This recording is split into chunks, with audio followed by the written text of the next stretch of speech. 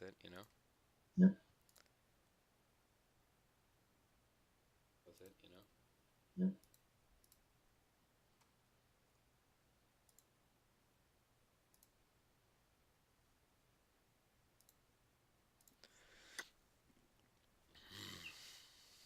I had my first session for my Monday group last night, and boy, was that a wild ride. Uh, The any good highlights? well, there's like roughly 3 people out of the 7 that are new. The DM is not new, but new to DMing, I think. At least that's the way it felt. Uh, we're playing Princes of the Apocalypse module, and somehow, some way, we have 4 Genasi in the group. Well, Genasi are just the coolest race, so. Quite obviously. And we have one of each type too, like air, water, earth, and fire. We were making jokes like we're Power Rangers or Captain Planet or I can't You remember. should kill off the water guy, and then you have the band Earth, Wind, and Fire. Yep. Who knows? That might actually happen. Do you remember? La la la la la la. So Knows yeah, the words. that was interesting. Hmm. On Sunday, I completely bypassed 2 boss fights for my group. Nice. Well, kind of. Yeah. Did they want to fight the Yeah. bosses? I mean, I don't really know. Like, in character, no one really wanted to. Mm-hmm. Like, we're in this cave looking for this really important magical thing, and we come across this vampire that had been trapped there for quite some time. Right. The magical thing is a portal to the multiverse, basically. Mm-hmm. And this guy was from Barovia, and he was trapped there because this dragon that was living in the cave was like, yeah, I'm not letting you go into the outside world. You're dangerous. Fair. It was like very clear he was about to try and start eating us because he had been eating rats for over a century. Uh-huh. So here's And then I was just like, oh, wait, I have banishment. I can send you home. nice. And then we get to the multiverse portal, and it's being guarded by something called the Angry or something. It's basically a monster that gets stronger the angrier it gets, and it gets angrier the more you hit it. Mm-hmm. But I had calm emotions prepared, so I just kept casting calm emotions, and we had a nice, pleasant talk with the thing. Awesome. Hi. Hey. Howdy. How do you do? Doing well. How are you? Hi. Well, that sounds great. Mm. So how's time with the boyfriend been? Over the phone, but Oh, fine. I thought you Oh, not yet. On the 5th. Oh, okay. I understand. It's next week. Mm-hmm, mm-hmm. Cool. That's cool. Yes, it is. So that's what I've been busy with, getting ready for that. Gotcha. Makes sense. Oh boy. Oh boy. Oh boyfriend. Well, boy. Oh Good golly boy. gosh, Batman. So many things to do. Hello? Hello. Howdy. Hello. Hi. Howdy doody. Just everybody but Cyrus and of course the DM. Oh, I'm here. No, Cyrus is here. Sorry. Sunface. Sunface, okay. Mm-hmm. He was having internet problems. Yeah. Okay. He said he'll let us know what's going on. I assume he can still kind of play on his phone. Just moving stuff around is always a pain. Mm. Yeah. I've tried using Roll20 on my tablet before. It was not a very intuitive system. Yeah. Nope. I've seen it done on a tablet. It was hot garbage. Mm-hmm. Now, I will not be actually playing because then it's like, week 1, you're here. Yay! Next 2 weeks, I'm gone. Ooh. She took So a then- really long nap. Yeah. Lulu's there, and then Lulu's gone. So I will probably be listening or chatting with you guys before or after. But there's just not much point in me joining yet, because Okay. Okay. that. Yeah, that's fine. That's between you and the DM, honestly. In my opinion, at least. I mean, that was my idea because I don't want you to drag around my character. Like, well, what is this character doing? Nothing. Is in a stupor. Mm. So hey guys, Hey. we will be starting very soon. Yay! Just getting last stuff prepared. So excited. Hercules. I hope everyone's doing all right. Yep. Definitely. Oh. Yeah. You doing oaky dokley? Mm-hmm. Awesome.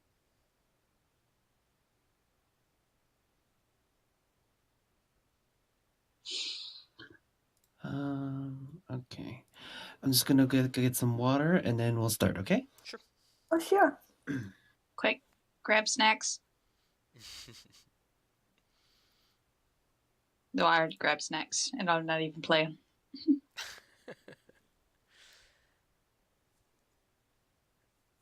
I didn't know this, but apparently, if any of you watch Stranger Things, there's a book or a novel out now. Suspicious Minds.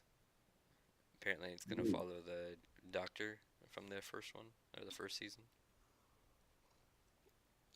I have not Ooh, a seen book about torturing children. Yay. I know, right? I actually am interested about it though. And you haven't seen it? No, I haven't. I am so behind in every single TV show in existence. Nice. It seems. I'm just bad about sitting and watching things. Yeah, that's understandable. Yeah, that's like 90% of what I do. Or like, I can't. It's sitting and watching things that needs my full attention. I sit and watch plenty, but I'm doing other things at the same time. So I'm just used to multitasking now. Yeah, I mean, I think that's Gotcha. most people, honestly. So like watching things like anime, I have ones I want to watch, but then never get to because, I can't read and watch at the same time and like draw on my computer. Yeah. I'll be confused. That's what dubs are for. Yeah, If you're a plebeian. I mean, if it's got a good one, it's just so certain things about dubs can be kind of Nah, I'm not actually that judgmental about it. Like, earlier today I was watching the Broly movie for Dragon Ball, and I decided to watch the dub version because the Dragon Ball dub is fantastic. Oh, was it good? It is super good. Awesome. It is easily the best Dragon Ball movie. That's good to hear. I was trying to get my boys to watch it, but we didn't get a chance yet. Yeah. The only thing that frustrates me about dubs is the dialogue can be a little bit kind of goofy Mm-hmm. because in translation, and also the acting can be a bit weird. Like they use too cartoonishly voices. I don't notice so much because in Japanese because I have no idea what they're saying, but just in English, yes, the cartoony sounds kind of irritate me. But that's about it. It's like the same 24 people in every show. Yeah. Yeah.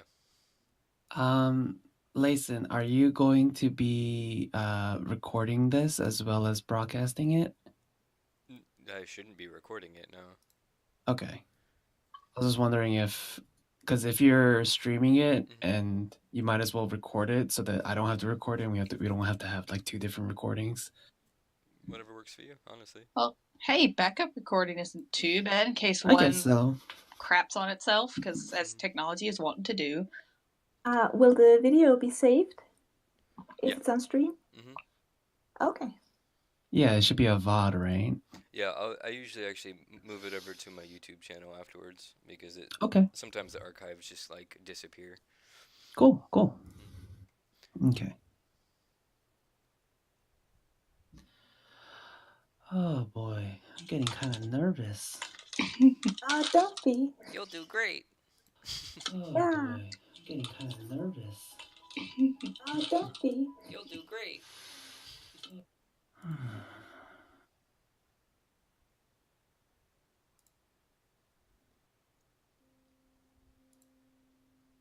Have we heard from Sunface, Kyle, or? I don't know. He hasn't let me. He hasn't said anything, Yeah. but he did let us know that he'll join when he can.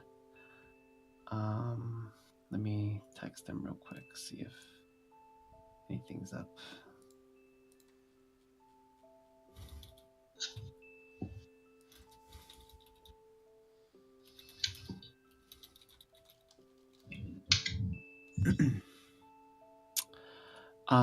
One thing that I guess everyone can sort of figure out now is a character description All right. for when everyone's introduced. Is it cool if I just like read what I put on my character sheet? Yeah, that's completely fine. Alright. Maybe not the whole thing. That one's really long. It's up to you. Alright, that's fair. Actually, it's not that long, to be honest. Depends on how fast you read. That's true. That is very true. Do you want us to say now or just get ready? Just get ready. Okay.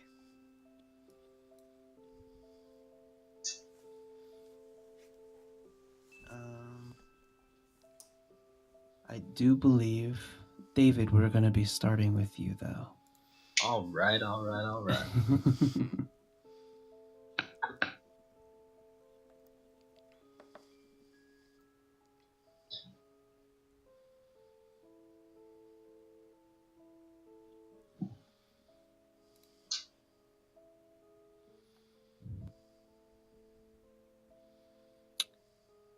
He hasn't messaged me anything. So I guess we can sort of assume that we can start. Yeah. Sad face. Oh well. It's not too big of a worry. All right. Well, 3 people and a tag along isn't too bad. So why don't we get this started? Yeah.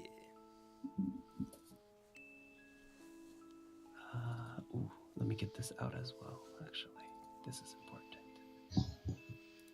Okay. So, everyone, welcome to Malthera. The year is 11 AE, or after Evanes.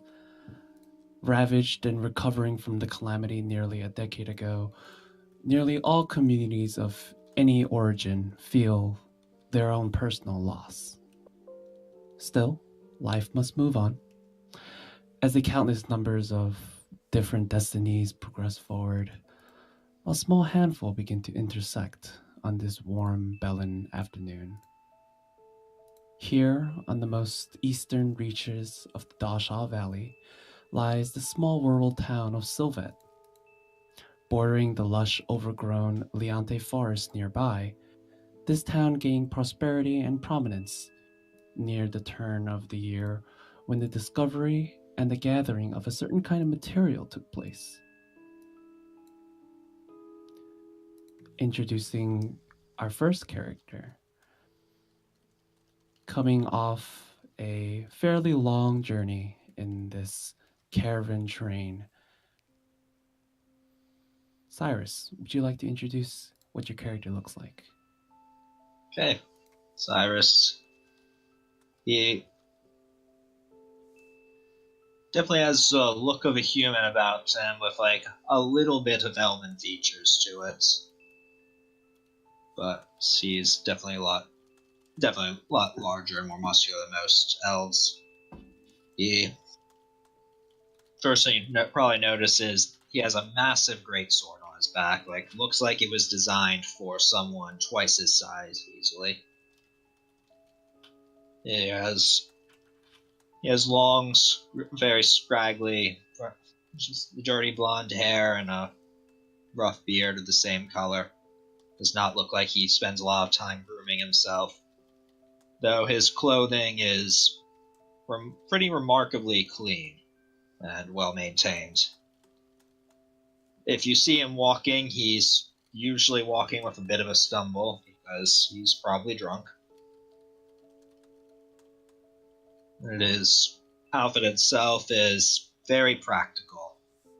Lots of small pouches for carrying things. Looks like it's a good quality leather, stuff like that. Okay.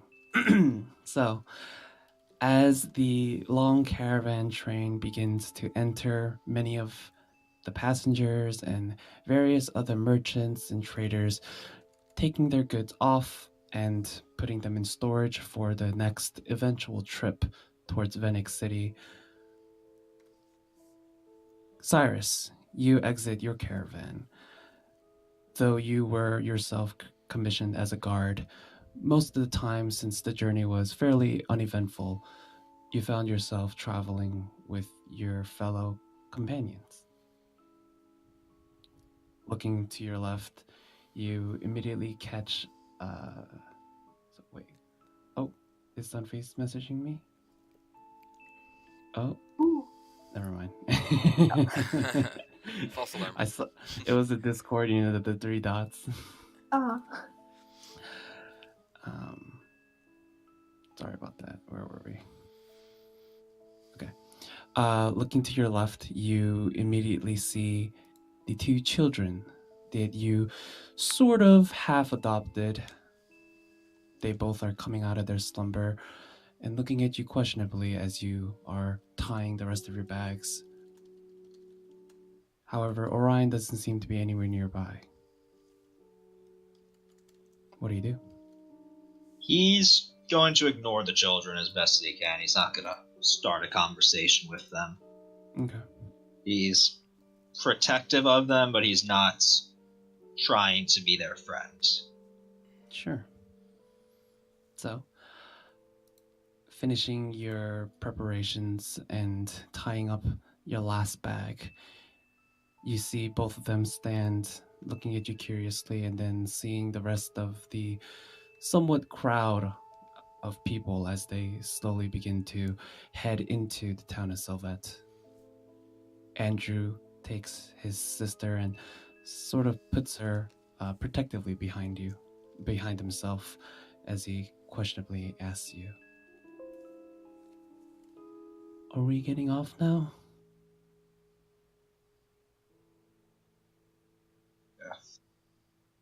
Yeah, taking the caravan as far as it's going to go.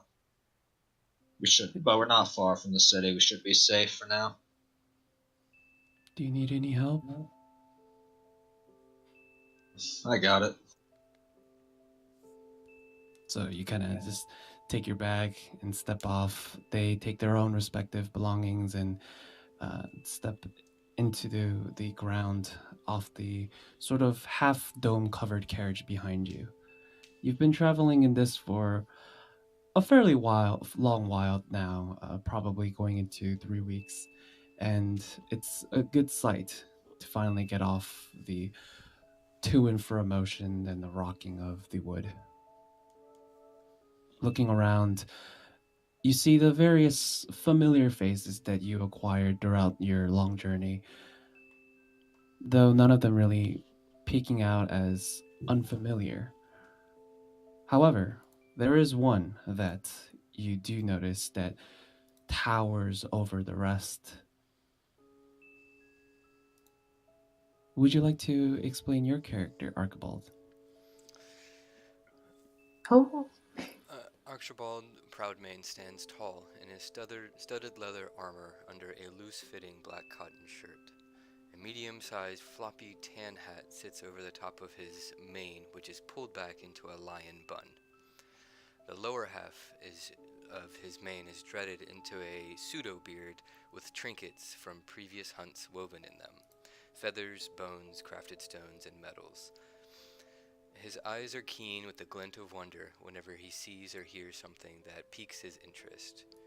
At his sides are his favorite weapons, the dao that his father trained him with, and the hand crossbow his big sister gifted him after her first excursion. On his back is a deerskin tube which carries his cartographer tools, journal, and a secret compartment for his tools at the end, which is nestled up to his own backpack filled with his explorer supplies and maybe a treasure or two. Archibald tried to wear boots once, when he tripped over himself running out of a cave. He forswore them, preferring the grass and dirt between his hind claws. So, as you kind of gaze over the crowd of the various other bodyguards as well as passengers, you see Archibald's head sort of peep over his large height, much bigger than the rest of the group, and certainly the sight of a lion tabaxi being a bit awkward, yet not too foreign. Still, not noticing each other really, you both know the typical routine of being a bodyguard and being paid as the general group of guards that your who is it? Sorry. the person that sort of hired you is standing off to the side. You remember this person, Cyrus, as Hamo, the sort of charismatic yet young gnome that took over his father's enterprise when he unfortunately passed. As you walk up towards him with the other guards, Archibald and Cyrus, you're both just about two people to the left and to the right of you. And as everyone sort of makes this half crescent ring around this gnome, there are about a dozen and a half of you. He pauses for a moment, just counting out proper rations, and as you see, he has this almost large wooden platter with various small pouches of the promised gold within them. And as he sort of rations it out, he looks over the crowd, pointing his finger and locking eyes with each and every one of you before finally setting it down and clearing his throat. Well, I want to thank everyone for a proper and safe journey. You all did fantastically well.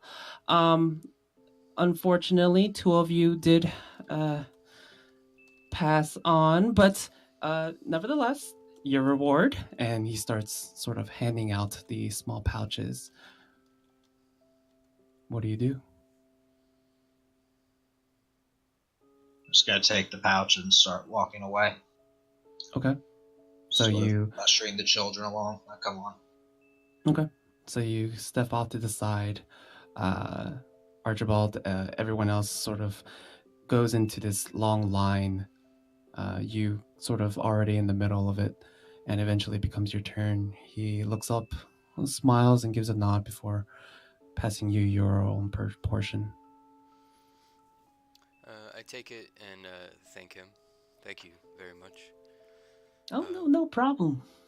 Which way is Venice City? Oh, well, it's going to be through the east gates over there. And he points off into the town since you both came from the west side. I think that there's another traveling caravan leaving in probably 2 or 3 days. They leave every 5-ish days, based on how long the travel takes and when they get back. But if I were you, I would wait just those couple days and make sure that, traveling alone isn't safe these times. 5-ish days? Okay. Thank you very much. And I walk off. Okay. So you walk off. Looking around you, there are various groups of people that have segregated themselves. Many of the merchants are now going and talking with the town of Sylvet's, their own sort of warehouse where they store their goods as well as transferring them between carriages. To the side, you see many of the guards and the like now getting their rewards, counting them out, and then segregating and separating off. Some of them going towards the town and looking for housing, while the rest seem to sort of hang back, waiting to see if there's any other information. At this moment, I would like you to do the first roll of the game and do a perception check. Me? Yes. Just making sure. Mm-hmm. Okay. Let's see. I just want to check something real quick. Oh, that's not you. Okay. As you sort of gaze over and look over the types of people that may be of interest, your curious eye always trying to see if there's anything that might pique, you just barely catch the small figure of what looks to be a human or half-elf girl. Most of her body is covered in a long cloak, and you barely just watch as she darts behind a large sort of carriage holding facility, and she just disappears off into the alleyway. Definitely strange, but nothing too suspicious. I make note of that and kind of walk that way to see if she's trying to get Okay. into something. It's towards the town. So as you sort of walk into that direction, you turn your head and you don't see anyone or anything. It's an empty alleyway with a few barrels here and there. Okay. So she seems to have disappeared. Most likely. Can I lift open the lid to the barrels? Okay. So you walk up, and judging by the way that these barrels are placed next to the side entrances of the house that it's placed against, they're probably made for composting or of the like. So as you walk up, the smell's significantly strong, but still there, and you just quickly pop the lid open, and you're just met with a face full of flies. Back away. Okay. You step away. Back to Cyrus.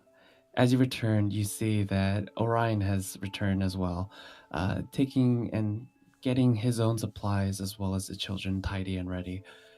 Seeing you return, he looks up, smiles. Oh, Master, I've finished preparations. Would you like to stay in your own room, or...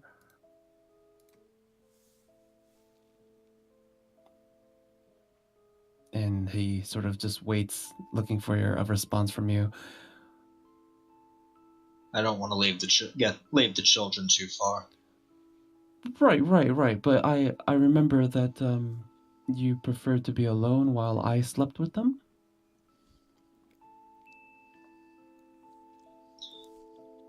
All right, I'll take my own room then. And stop calling me master. I'm sorry. He kind of gets the rest of the belongings, puts it on his back, and he begins leading you into the town of Sylvet. Do you follow? Begrudgingly. Okay. And just a quick question: how far is Sylvet from Venice City? Like, how many days would it be to walk? On a walking / carriage while travel, it's probably going to take about 2 days. What about moving quickly on horses? A quick horse will probably be able to finish it within the day. All right. Okay. So, as you head deeper in, I would like to switch back to Archibald for a moment. Finishing your slight tangent and returning to the main road, you begin heading into the town of Sylvette. Looking to your left and right, you see that it's a small hamlet. There aren't very large buildings. Most of them are still one story. It reminds you a lot of your own home, far away at this point. Gauging the way that the traffic seems to flow and looking at the time, it's probably nearing late afternoon, early evening, as the sun is still present but slowly disappearing over the forest that kind of looms over the rest of the town, in the north side at least. There are various groups of people now disappearing. Many of them seem to have found their own lodging and prepared in advance. You, this being a sort of spontaneous journey, look around and you do manage to see a sort of welcoming sized tavern. Its entrance is large and bright, and in the front you see a fairly large mural that covers most of the front interior. It has a interesting design where the many of the stone layouts and the cracks in between the bricks that made the building are positioned and designed in a way to make it all come together to look like spider silk. And as you get closer, you see that near the top, over the door, is the name of the establishment, known as Ariadne's Hideout. Would you mind spelling that, please? You have been to Sylvette before, and you do often go to Ariadne's Hideout. Whenever you would stay here, you don't know anyone that particularly lives here. Most of your friends are traveling type.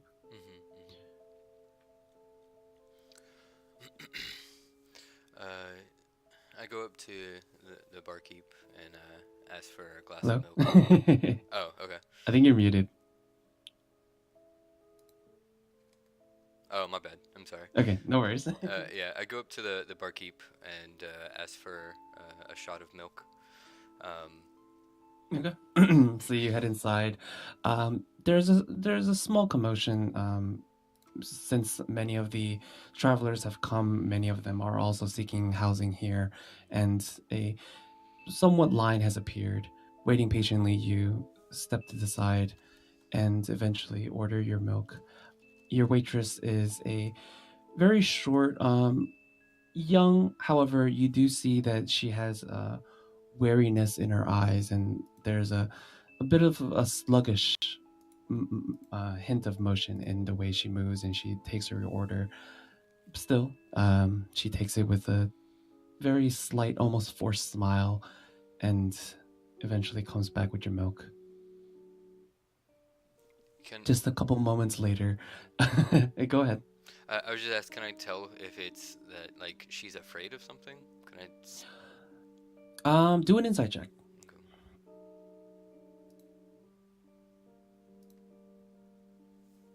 Okay. It doesn't seem like she's afraid or scared of anything. She seems more just physically worn out, as if she's been working for long, long hours. And you can tell this by the way that her clothing is. It's very wrinkled and dirty, as if she didn't have time to change it. Gotcha. So, as you're sitting there with a large glass of milk, just as you're about to take a sip, the door opens. And Cyrus, you enter following Orion and the twins. You see, turning Archibald, you see this somewhat interesting group of people. Firstly, that piques your interest are these two very small, young, but almost slightly intimidating look of orphans. They look very similar to each other, and the first thing that you notice is that they are both tieflings. Strange, because they are traveling with two people that don't have any sort of affiliation with them as well. the person who seems to be sort of taking care of them and leading the group steps up to the bar, just one seat away from you, and gives a nod towards the female that served you. She gives a nod back, and he reaches behind the counter and takes what looks to be a bundle of keys. He heads back and goes back to you, Cyrus. Oh, well, I finished gathering the rooms. Would you like to be getting some refreshments, any meals before we head off to bed? Yeah, turn to the kids. Are you brats hungry?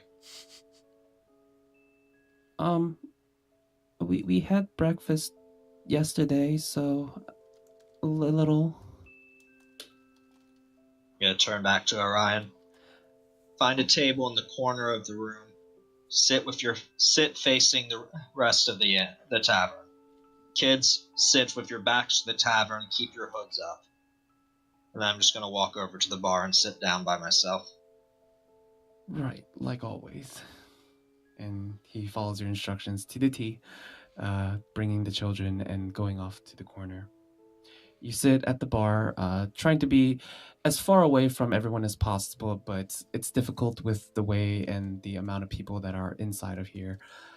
To your left and right, you do see many of the familiar faces that you traveled with in your sort of month-long journey. However, you're used to seeing new faces all the time, and they have long since left your memory. But interestingly enough, the large sort of lion tabaxi that you saw before has also entered and is sitting just 2 seats away from you to the left, separated by what seems to be a human guard of the town. He's wearing a sort of large leather tunic, but in this case, he seems to be taking an evening's rest at the bar with his drink finished. There isn't a collective guild in this hamlet, no, Archibald. Cool, thank you. So eventually, the waitress seems to finish with her other duties and comes to you, Cyrus.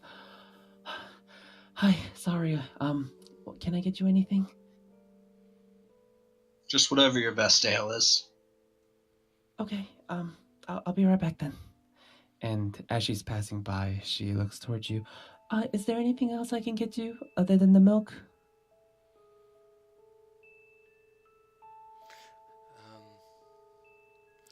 Do you have any word of any? I've heard this thing in Venice City. They have a library now.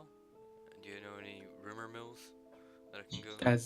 As you're sort of speaking with her, with too many things to do, she sort of half listens while going under the bar and taking another set of these stacked cups and begins getting, in this case, Cyrus's drink ready. Finishing your request, she pauses for a moment. Oh yeah, I've been hearing a little bit about it. It just seems like some very rich person set up a large lyceum or something like that. I have heard that it's not for public use. If you want to use it, you have to be recommended or something like that. But I mean, it's not really of my interest. I'm sorry. No, that's fine. Do you know of any jobs around here? Well, there are a couple expeditions into the forest. Lately, the spiders have been getting a bit antsy. Other than that, I don't think there's any. Oh, well, and then she points over to the corner of the Arani's hideout, and you see a fairly large pillar that acts as the mainstay support for the building, and it's very large, actually. It's about 5 feet in each direction and is a cylinder. However, around each corner and from top to bottom, it's covered in flyers, various parchment papers, and things like that that have jobs or recommendations, and in some cases, trying to gain people for their business. And however, as you kind of gaze over and follow her finger, you do notice that there are a fairly large amounts of pictures with animals on them, mostly feline in this case. And as she kind of points over, there have been a fairly large amount of missing cat posters. I don't know if that's what you would like, but I mean, if you find any, I guess you can always submit it in. I kind of like peer at her like she's trying to suggest something about the cats. She stares at you blankly. If Cyrus overhears this, he laughs loudly to himself. Thank you. What did you say your name was again? Oh, I'm sorry. My name is Mateja. Mateja, I think you might need a rest. Are you almost done with your shift? She looks over and you see a fairly rambunctious group of small halflings as well as dwarves and one human. They all seem to be a traveling band of adventurers, and they all are very drunk. And at this moment, as she kind of gazes over the group and especially in their direction, they catch eye of her and raise their their drinks. Hey, pass more! And she kind of just sighs. Unfortunately not. I just raised my glass. The work in life, I see. I'm gonna go check the postings. Thank you. No problem. Let me know. Oh, I'm so sorry, sir. And she walks over and gives you a fairly large tankard, mostly wooden. And as you kind of look over the top, it's a very dark liquid. And as she sets it on the counter, it doesn't move and shift like water would. Instead, almost like a thick honey. And she sets it to the side. This is probably the strongest thing we have. Thank you very much. And he's gonna tip her a silver. Oh, thank you very much. But and she digs into her pocket and begins counting out change. It's only gonna be 4 copper. It's alright, keep it. You're working hard today. Deserve it. Oh no, I can't accept this. Please. And she slides it across the counter towards you. I'm gonna slide it back to say, just make sure to look out for me while I'm in here. Really, it's no problem at all. Right. Okay. Thank you. And for a moment, you see a slight smile that seems less forced than usual come up before she takes it, pockets it, and quickly goes over answering another patron's call. She leaves you with this very dark liquid. It's strange. You haven't seen it before. He's looking at it pretty suspiciously, to be honest. Like sniffing it, like poking it. Yeah, it's definitely alcoholic, and it's very thick. And as you sort of tilt the cup, trying to see how viscous it is, it's more like a honey. It's not quite as viscous as it. It's as if it was diluted. And as you sniff it, it has a very strong alcoholic scent. However, inside it also has something very earthy, almost like a herb or a nature-like essence to it. After like 20 seconds of examining it suspiciously, he's just gonna shrug to himself and start drinking. Okay. So, as you lift it up and bring it to your lips, it takes a moment before it eventually flows down. And the moment it hits your tongue and your teeth, you're met with a very dark and bitter taste, different than what you expected for something alcoholic. And for a moment, you don't taste the alcohol inside of it. It starts out like a very pungent tea. However, as it finishes and sort of hits your tongue, the tar-like thickness eventually dissolves into what is much more like a ale in this case. And as it sort of dissolves and melts into it, the taste changes along with it, becoming much sweeter and eventually the alcohol sort of kicks in as you swallow it. It's a very unique sensation, and as you do it, it's not quite pleasant because of the way it starts, but it leaves you with a pleasant aftertaste. Yeah. Alcohol is alcohol to Cyrus. He gets him drunk. That's all he really cares about at this point. Right. As you sort of finish that, at this point, I would like to switch over to our last character of the evening, Vila. Oh, Vila, as you finish and finally exit this long caravan that you sort of hung on to, not because of wanting to know its certain destination, but because it was simply there when you needed it. Eventually, everyone seemed to have stopped, and you yourself, still injured, you peeked out and saw that everyone seemed to be getting off. And you, collecting information along the way, you know this as probably the town of Sylvet. right. As you see many of the people begin to unpack, you yourself not having much belongings, you quickly get off and begin to venture into the town, hoping to find some sort of information or anything that could be of use. There are a couple people that sort of stick out, and many of them look at you questionably as well, but you quickly put your cloak up, covering your head, and meld into the shadows as you're used to. Darting off into the corner, at this point, I would like you to make a perception check. Okay.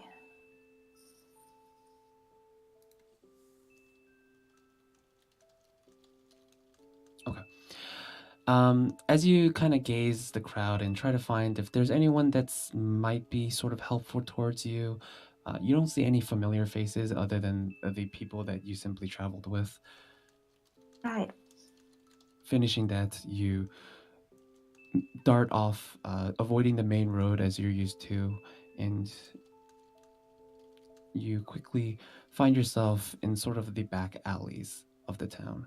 And there are a couple people that also join you within these streets, many of them giving you curious looks, a foreign face to the sort of underbelly of this area. But keeping your own rhythm, you trek forward. To your left and right, you see small buildings that sort of concave inwards towards you, because this area is not traversed often. Much of the earth and the ground around you is still dirt and riddled with mud and the like. Looking around you, try to find any place that might be able to house you. You yourself not having much money except the sort of coins that you took. You eventually find yourself at the back entrance of a place that smells quite pleasant. Not being familiar to this area, what would you like to do? Hmm. Okay. So I'm at the back door, but the back door is closed. It is closed, and there are a couple sort of glass and wooden windows along the back entrance. As you peer inside, you can see that this area seems to be the back entrance of the kitchen. Inside, you see a very large, almost half orc male. He has greenish bluish skin, and interestingly enough, he seems to be delicately tossing food inside of a frying pan, contrary to his size. He doesn't seem to Right. notice you or anything like that. Right. Okay. I'm going to sneak closer to the window and take a better peek inside. Looking through, the kitchen itself is not quite large. It's probably just enough for him to cook in without getting in the way because of his large size. Over him and past, you do see that there's a small opening where you can very slightly get a glimpse of the main area. You do see that there's a bar and various people talking and conversing, some laughing. This Okay. seems to be a tavern or a place where you may be able to find rest. Right. I will sort of clutching my shoulder beneath my cloak. I will try to make my way around to the front of the tavern. Okay. So, going around and keeping to yourself, as you are hugging the wall, at this point, I would like you to make a stealth check.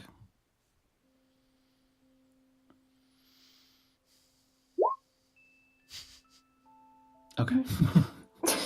Stupid rogues. -8. Wow. Keeping to what you were trained for and what you were essentially used to, you stick to the shadows and eventually make your way to the front entrance. And though you yourself know that you might be in danger, everything seems to be fine at the moment, and you find yourself right at the front door.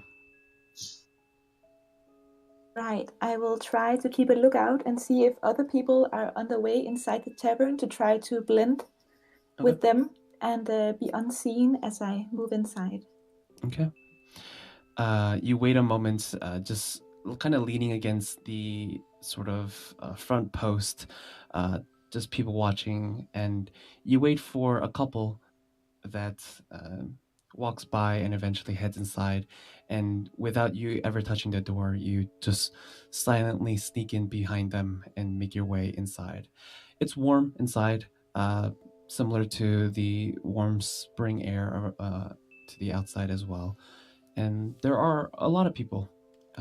Many of them seem to be of similar faces that you saw on your trip here. However, because of your stealth roll, many of them or none of them notice you. There are a couple people that peek and stand out. Essentially, most prominently would be the very large lion tabaxi that sits at the bar and seems to be drinking a very large glass of milk.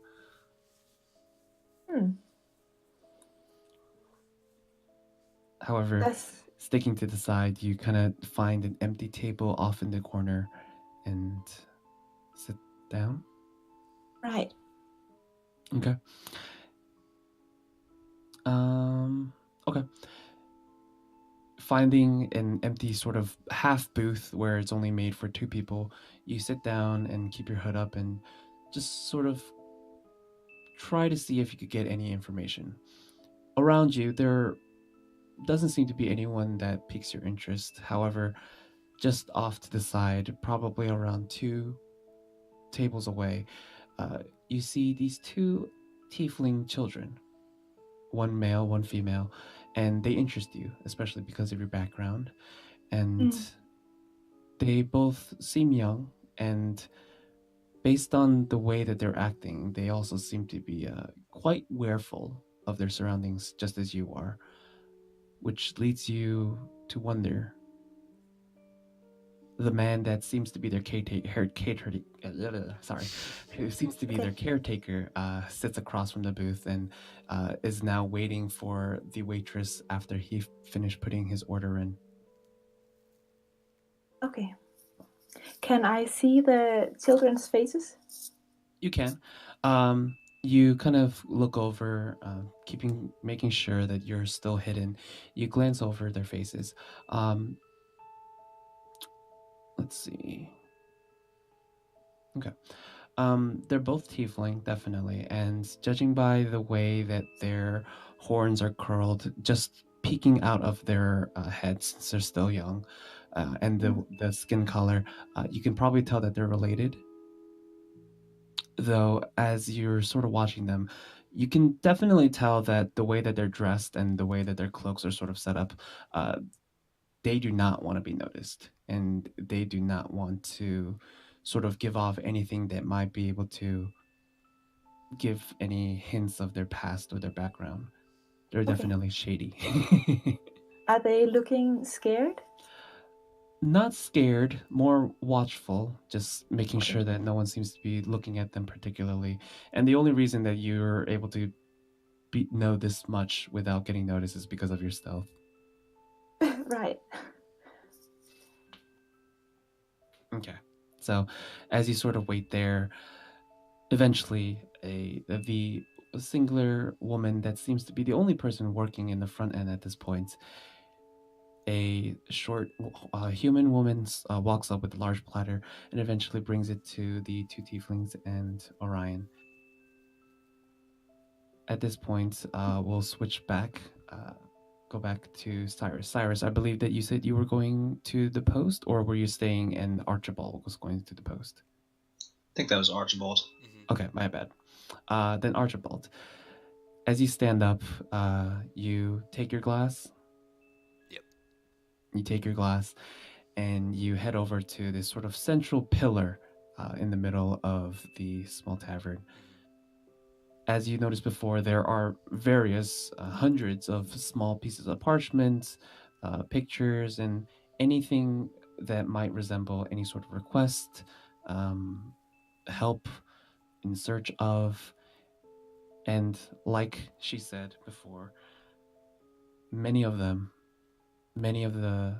pieces of paper have depictions, drawings, some even arcane photos of cats, dogs, but mostly cats. And many of them looking and trying to recruit people for possibly finding them. Some of them have rewards, some of them don't, based on their financial situation. However, it's definitely strange, and she wasn't lying or making fun of you. So are these is basically lost cat and pet photos? Essentially. Okay. But as you kind of look over at this point, why don't you make an investigation check?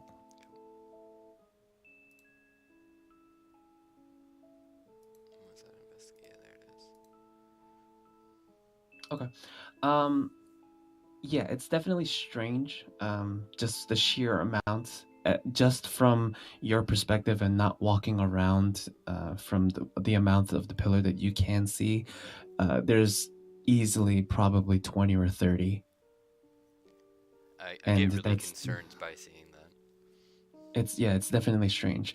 And you yourself have been here before, and there is a somewhat large population of people who have pets, just because of it being a trading post and people not having many affiliation with people that actually stay within its boundaries. Many people get lonely, and at that point they choose to adopt pets and the like. Gotcha. I'll take note of that. I reach into my pocket to see how much money I actually have, and we actually never decided on that. So how broke am I? Right. You would get the 15 gold that you got from the mission. Okay. Of the caravan. Right. And I don't believe we actually talked about that. Yeah. Yeah, we can easily say that it's 15 from what you got plus any sort of amount that you would receive from whatever From that last mission. Yeah, from that last mission. Yeah, exactly. So like 20 or 25 gold total. Yeah, that would be fine. Okay. It's nothing too crazy. All right. So then in this case, I'm kind of I know I need to kill five days worth. I look it over, take a few of the cute looking cat pictures and note down how to contact the owners of them. Okay. Many of them have simple names and a very crude depiction of the town. There's 3 gates. There's the north, east, and west. However, the north is not used for public travel. It's more for private, when people would often go into the forest to get resources like the spider silk. And just from the depiction that they draw, it's very crude. It has just the exits and the house general location. Okay. Yeah, other than that, you grab a bunch. Many of them aren't dated. There's nothing that would pique my treasure hunting interest at the moment, right?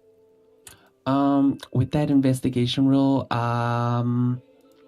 yeah, nothing really that out of the ordinary.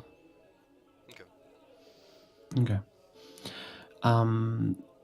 Then here, what would you be doing, Cyrus, as you sort of down this very interesting drink? Cyrus is not really doing much. He's just drinking at the bar, and every few minutes he glances around the room to see if anything suspicious is going on. Okay. Why don't you do an investigation check?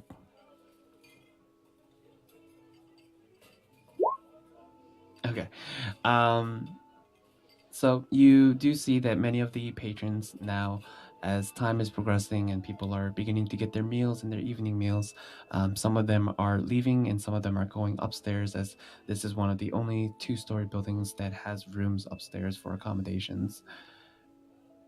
There aren't very many people here that really pique your interest other than the sort of tabaxi that you spoke to and the rather rambunctious group of adventurers off in the corner as you sort of gaze in their direction and the way that they're talking, speaking. And at this point, one of the shorter gnomes actually stands up on the table and draws a dagger as if it's a sword, but quickly the others quickly push him down and say, no, stop it.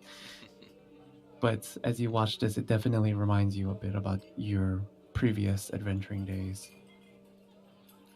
Looking around, you see the Tabaxi at what looks to be a job posting. You've seen many of these before, you're familiar, and these are often the places you look first whenever you arrive at a town and you see him gazing in that direction. Other than that, the Orion and the twins are off in the corner now receiving their meals from the waitress.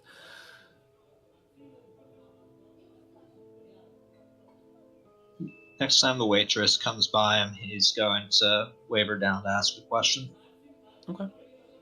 So as she finishes, and at this point you would be watching this Vila as she sets down 3 large plates. However, the middle one doesn't seem to be for the large gentleman, and actually seems to be for the table.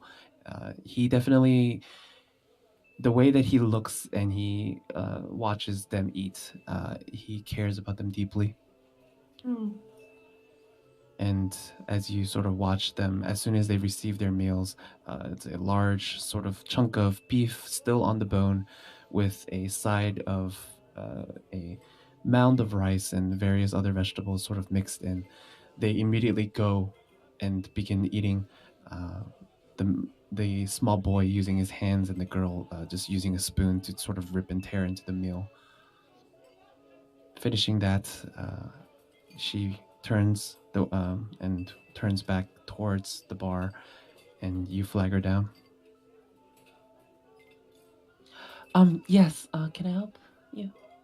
Do you need more? Not yet. I was wondering if there's anywhere in this town I could hire a carriage or possibly rent horses. Right. Yes. Are you going eastward or westward? I believe you came westward. East to Venick. Right. I would speak to Antonio. He is at the eastern gate. You can't miss him. He has quite an interesting hairstyle. But if you ask him, he should be able to let you know if there's anyone that can help you. He has the most resources. Thank you. No problem.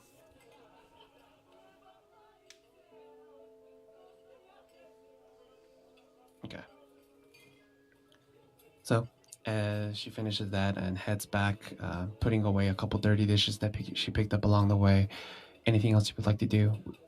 He's gonna finish his drink and then he's going to go join the group at the table. Okay.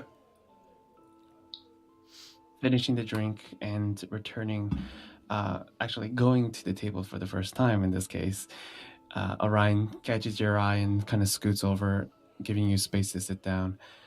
Vila, you watch as this somewhat mostly human-looking gentleman walks over. He has a bit of a drunken stupor in the way he walks, and there's a bit of a limp. However, as he walks and sits down, he doesn't seem to notice you. And at this point, no one seems to notice you, not even the waitress. You sit down next to Orion, and he gives you a smile before looking back at the children. Oh, would you like to have a meal as well? I've got rations in my bag. That'll be enough. Right, but Once you finish this- eating, go up to the room. I'm going to see if I can find us a carriage to take us the rest of the way tomorrow. All right. Hopefully, we'll be leaving early in the morning. Cyrus, you must treat yourself a little bit better, though. Get yourself some good food. It's all the same to me.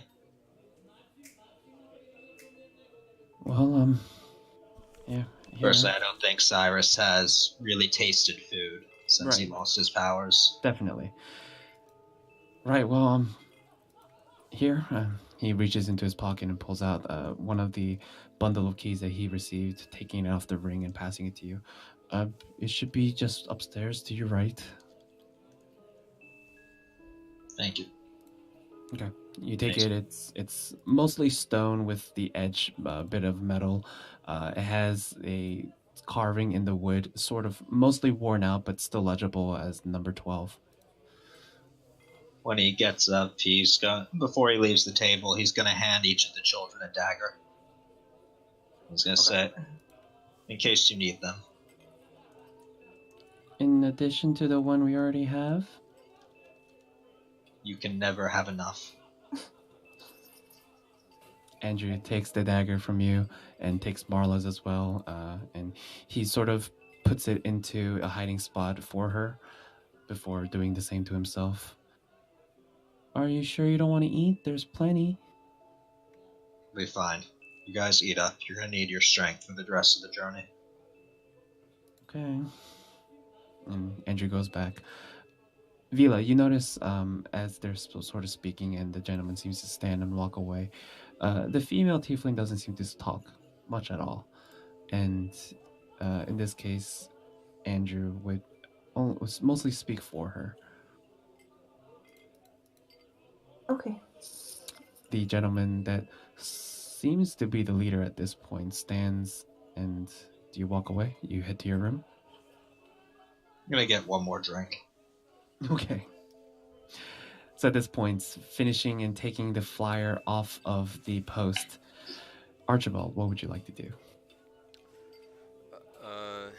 In this case, I'm going to start going around the room, showing the picture of my sister, asking if people have seen her. Okay. You take a moment, flipping through your journal, and eventually get to your own rendition of what your sister looks like. You walk around the room and you gauge the people before you ask them, making sure that it's not a waste of your time. Anyone that seems too drunken, you definitely don't. Many of the people, as you sort of show the picture to them, they glance at it, look at you curiously, before shaking their head, not saying much. At this point, you stumble upon the group of tieflings that entered before. You remember them, and their entrance was definitely unique. As you step up, the man that seems to be their caretaker looks up at you questionably and, "Oh yes, is there anything I can help you with?" Wait, who said that? The tiefling? No, not the tieflings. The man that seems to be taking care of them. Okay. Half-orc. Half-orc. Okay. I'm just looking for my sister. Have you seen anybody looking like this? And as you show him the depiction, he reaches into his cloak and pulls out a set of bispectacles. It's just a very simple wire frame, and he glances at it questionably. No, I haven't seen anyone like that. I'm sorry. Is she missing? Yeah, this is my sister. I've just been looking for her. It was a long shot, but and I kneeled down next to the two tiefling kids and kind of show it to them. And in Infernal, I'll ask them if they've seen this person. When you begin to speak Infernal, the boy definitely turns towards you with wide eyes, definitely shocked. It's strange to find another person speaking in his language, and even more strange to have someone of his not of his race to speak it. He listens and he seems to furrow his brows as if he's digesting the words, and as he responds in Infernal, you can tell that he's very young and still not comfortable with his language yet. Though it naturally comes to most people and tieflings in this case, he's definitely not been trained in anything like it. Though he's still somewhat legible, literate. No, sorry. In Infernal as well, I say, are these people taking care of you? He looks at Orion and Orion smiles. He turns back and he doesn't smile, he just gives the same blank face. Yes, most of the time. And then give him a wink and I say, we have to take care of us, the minority, if you will. And I take one of the trinkets in my beard and I try and undo it and I just put it on the table for both of them to take. Thank you. He stares at it, and for a moment he questions whether he should take it, his hand lifting before he puts his hand below the table and just stares at you. He doesn't seem willing to take it. I like kind of just look dumbfounded and paw it back. Okay. Yeah, the way that he's looking at you, he doesn't seem to quite trust you, and is definitely not willing to take a random item from a stranger. Okay. However, at this point, Vila, you would also hear Yes. this very large tabaxi walk up to the twins and the sort of group that you're watching at this point, definitely interested. And you do hear them speak in Infernal. My eyes would widen as I listen to him speaking Infernal. Okay. He stares blankly at you, and despite you pawing at the trinkets, he just shakes his head. Sorry. It's okay.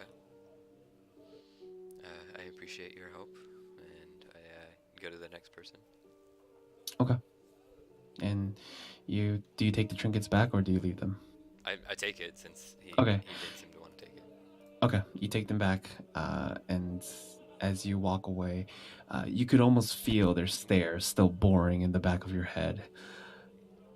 Passing by, once again, many of the people don't seem to notice. Well, at this point, why don't you do a perception check?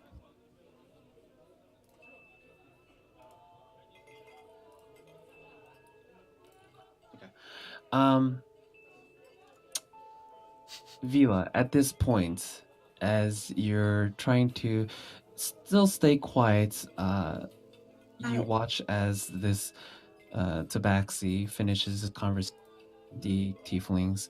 He begins walking around, and you switch your attention to him for a moment. He seems to be looking for someone or something, and is showing person in the area. And as he sort of begins walking in your direction, you kind of tuck in, and he completely passes by, not noticing you. However, he's still nearby if you want to talk to him. What would you like to do? Okay. I want to try to quickly get out of there. Okay. Out of the tavern? Right. Okay, sure. Just quickly, just for the door. Okay. Not stealthily then. I mean, I will try, but maybe in my sort of panic. Okay. Maybe it won't be as stealthy. Sure. Why don't you roll stealth at disadvantage? Okay.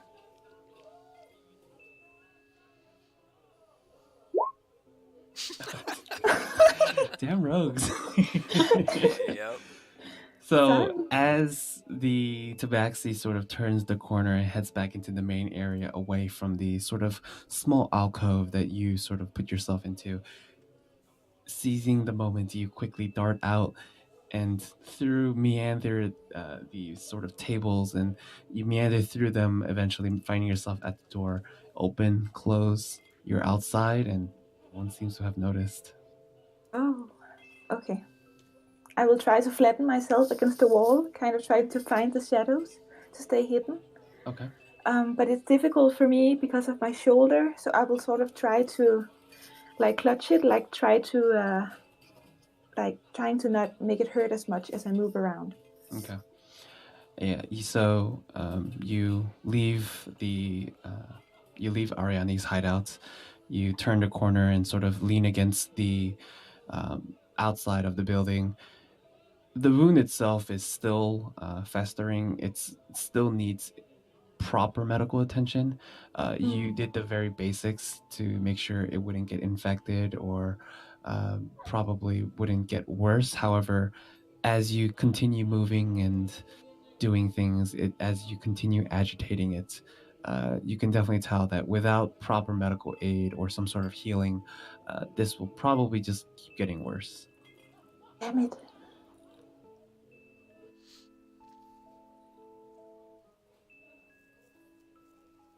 So, Archibald, you finish, and unfortunately, though you asked many of the people, the only group that is left for you to ask is the mostly now passed out small adventuring group. However, the two people that seem to be still awake is that one human and one dwarf, both of them slightly whispering to each other. Other than them, you've asked everyone, and most of them seem unknowing of your sister. Defeated, I'll go up to them just on the long shot. And ask Okay. As you walk up, their whispering quickly halts, and they turn towards you. No one says anything for a moment before. Excuse me, gentlemen. Yes. Sorry to bother you. I'm just looking for someone. Show them the picture. This is my sister. I haven't seen her. Oh. I'm sorry. Okay. Are you guys from around here?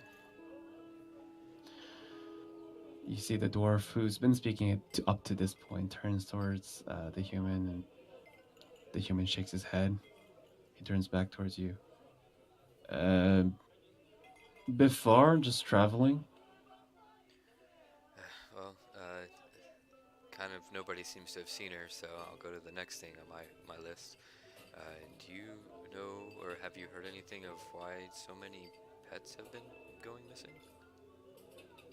At that, you see a note of recognition, as if he understands what you're talking about for the first time. He kind of looks away for a moment before just shaking his head slightly. No, we've been looking too.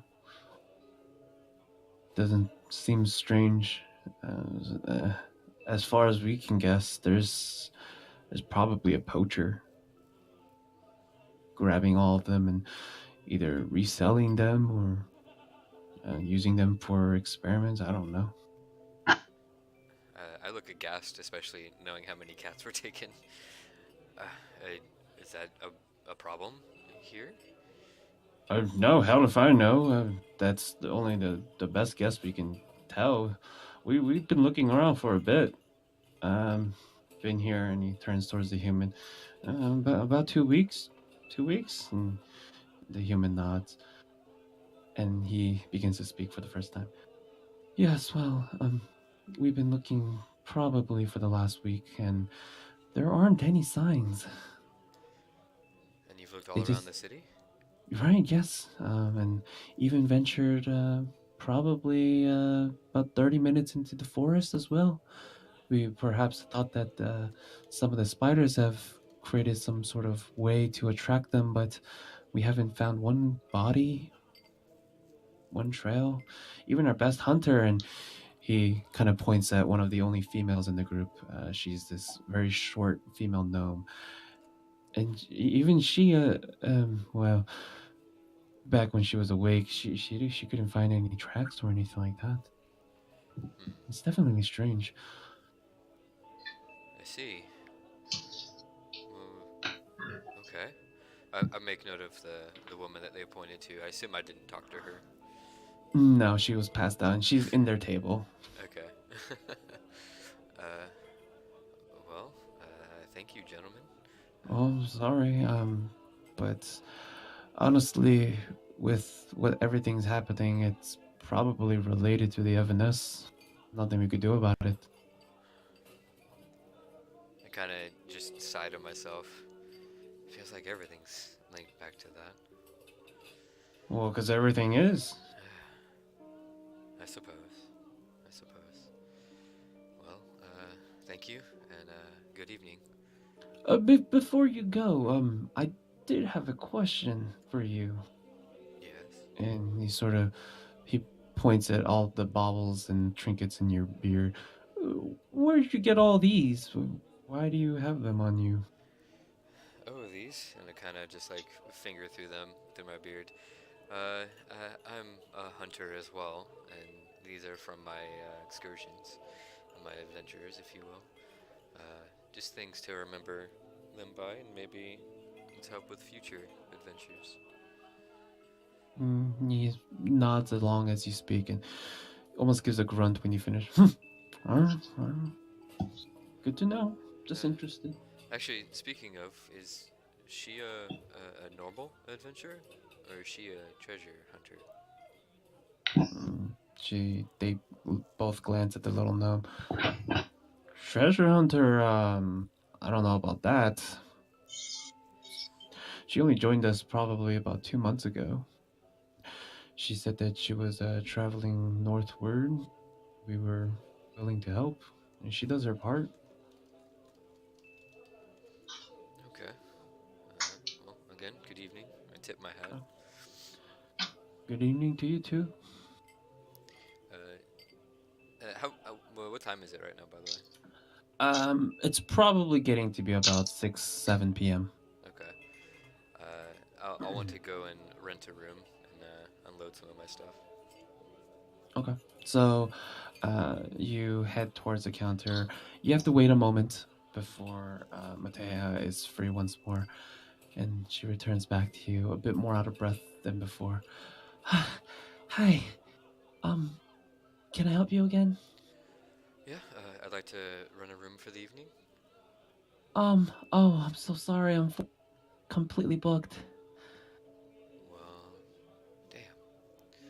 I'm so sorry. You know of any place else around here, or I'll just like look around the room?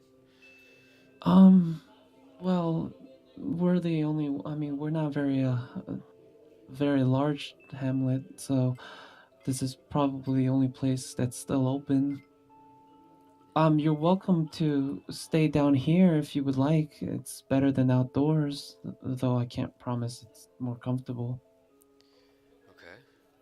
Well, not like the first or the last time that'll happen. That's fine. How much is my tab? It shouldn't be. She kind of just glances over at the rest of the people, wondering how long she would have to wait till everyone sort of leaves. How about we just leave it at 5 copper? I give her triple that, and I say, in the morning I'd like another glass of milk to wake up to, and you can keep the rest. But this is still way too much. No, you're working hard. Do you not accept tips? Well, I do, but I just. And for a moment, you sort of watch, and she seems hesitant to take it, as if it's not something that's usually done. I slowly like put the copper into her hand, and I look at her in the eye, and I say, "You're worth more than that. Keep it." Thank you.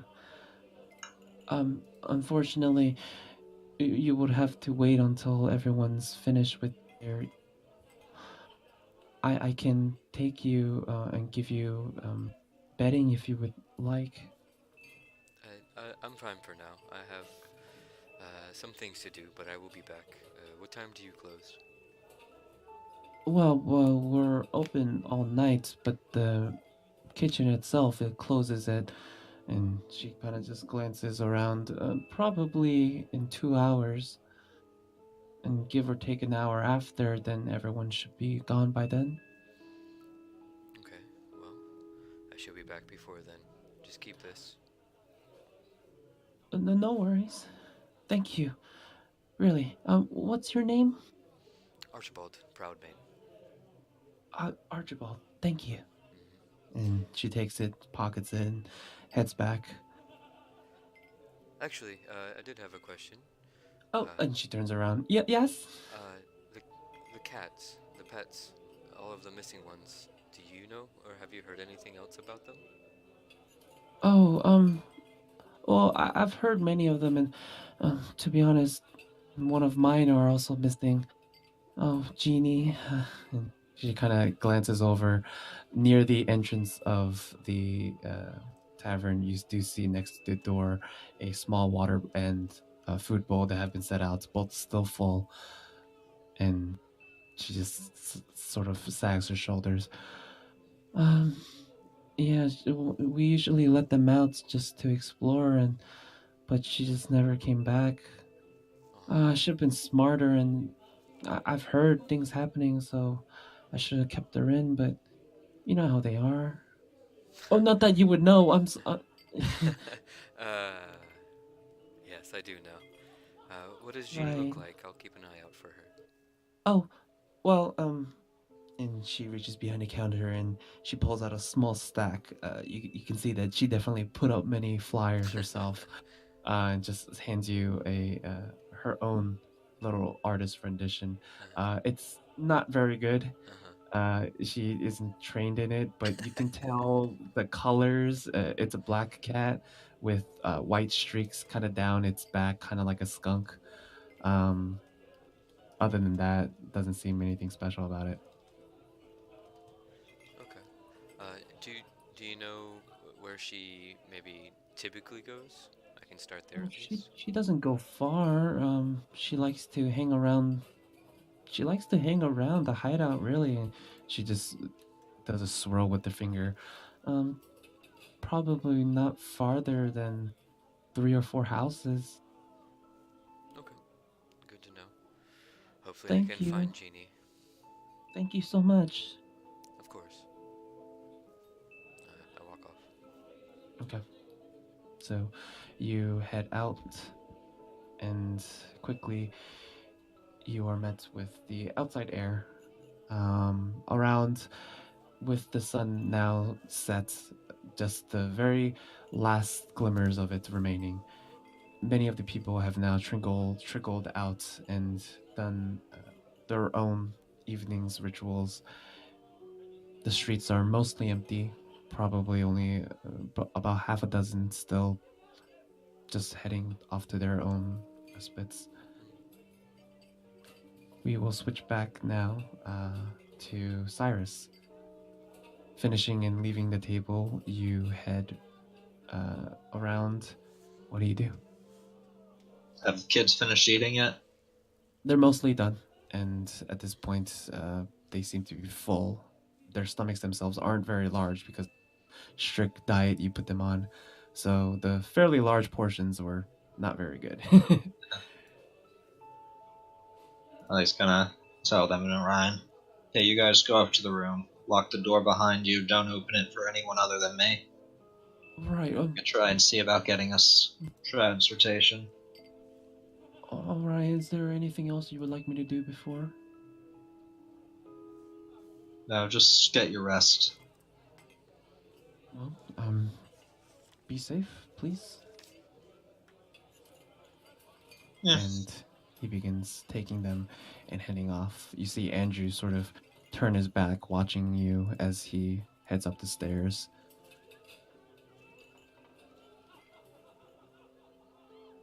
Yeah, Cyrus is gonna leave the tavern and start heading towards the east gate.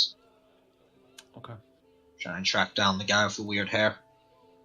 So, as you step out, and the moment you open the door, you're quickly met with the back of the very large tabaxi.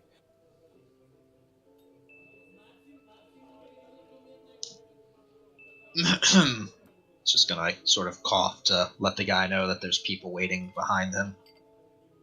Oh. You hear a cough behind. Sorry.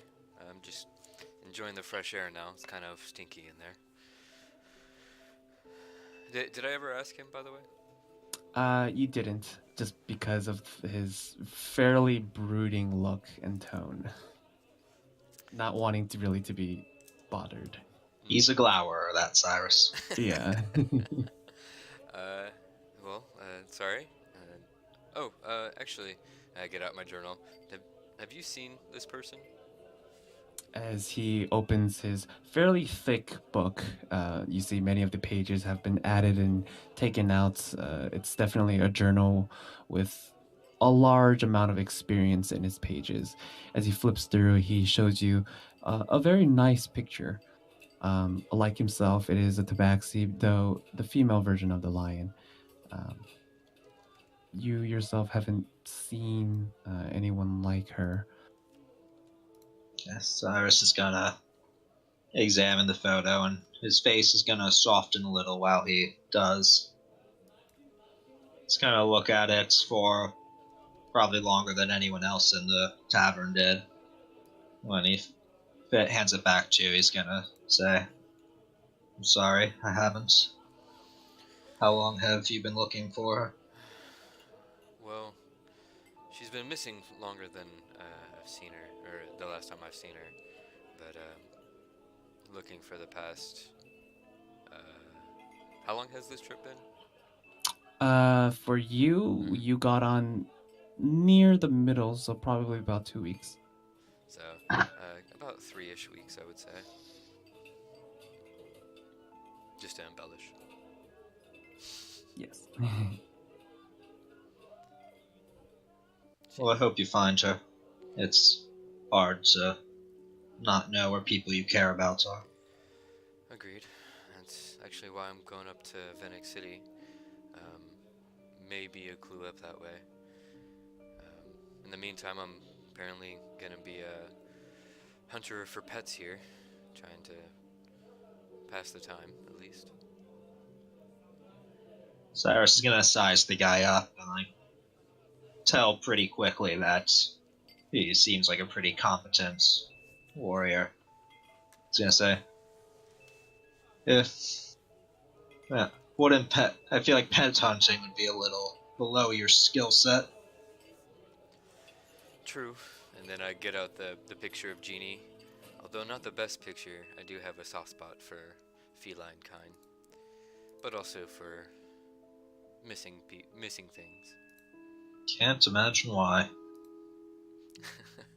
You're funny. You're funny. You said you're going to Venice? I am. Well, if you want to make a little gold, I'm going to be heading there myself. Oh. I could use an extra blade. What kind of job are we talking? I don't take just any job. Just transporting 2 children to meet their father. 2 children?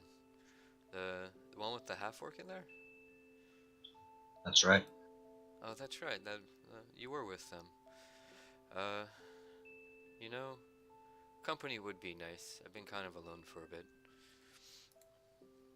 Would you help me maybe find these cats and pets? At this point, as you mention the cats, almost serendipitously, you hear a very low, guttural, almost pained growling, a feline growling that you, Archibald, are very familiar with. Though it's still low, and you turn, and gaze out into the streets. Just off to the side, probably 20 feet away, you see this very large black cat. Not the one with the stripes down its back, just a very large black cat. It's probably on the larger side for household, though the way that it's moving and shifting is strange. You see various people nearby that are also looking at it quite curiously, some even backing away as if they're scared that it has some sort of disease, and it's taking one step sporadically and then taking another one to the side, almost as if it's drunk, and it has a very pained, guttural growl underneath its breath. Both of you, and at this point, Vila, as you're holding your shoulder just outside of the tavern and staring, you also hear this. Right. Did I also hear what they were talking about? It was very mumbled. Okay. You heard them speaking, though you didn't know quite exactly the words. You heard bits and pieces. Cyrus is gonna try and approach the cats, but carefully. He knows cats aren't really they don't like it when people approach them. I'll do the same. Okay. So you both sort of step up and begin walking towards this one cat. As you do, you see a couple of the other people around now, definitely strange and scared, and now separating, leaving. One other person does seem curious along with you and begins walking up. You both walk up. Vila, at this point, are you doing anything? Yeah, I was going to look for an apothecary, if there was one, even though it's a very small hamlet. Okay. I mean, at this current moment, as you watch them both start approaching this cat, as it's making the noise. Right, I'm going to stay in the shadows and keep watch. Okay. So, as you two begin walking, you get around 10 feet closer before it stops moving. I stop moving too. It Cyrus is gonna slowly- get on one knee and sort of like reach his hand out. You're still about 10 feet away. Okay then, definitely. You still kneel down? Yeah, he's gonna wait till he gets a little bit closer. Okay. You take another step. Another step. You get around within 5 feet of it. Okay, then he's gonna take a knee. As you bend down and reach forward your hand, you notice that its movement stopped once you reached about 10 feet forward, right when Archibald himself stopped. And as you bend down and stretch your hand out, its head sort of tilts and turns towards you. You gaze into his eyes, and you can most definitely tell that there is something wrong with it. Instead of the normal sort of sclera and the iris that makes up this feline eye, it's instead strangely human. And as it turns and stares at you, its shoulder suddenly cracks and creeps up almost unnaturally, bending in a strange way. It takes one step away, and then it growls once more.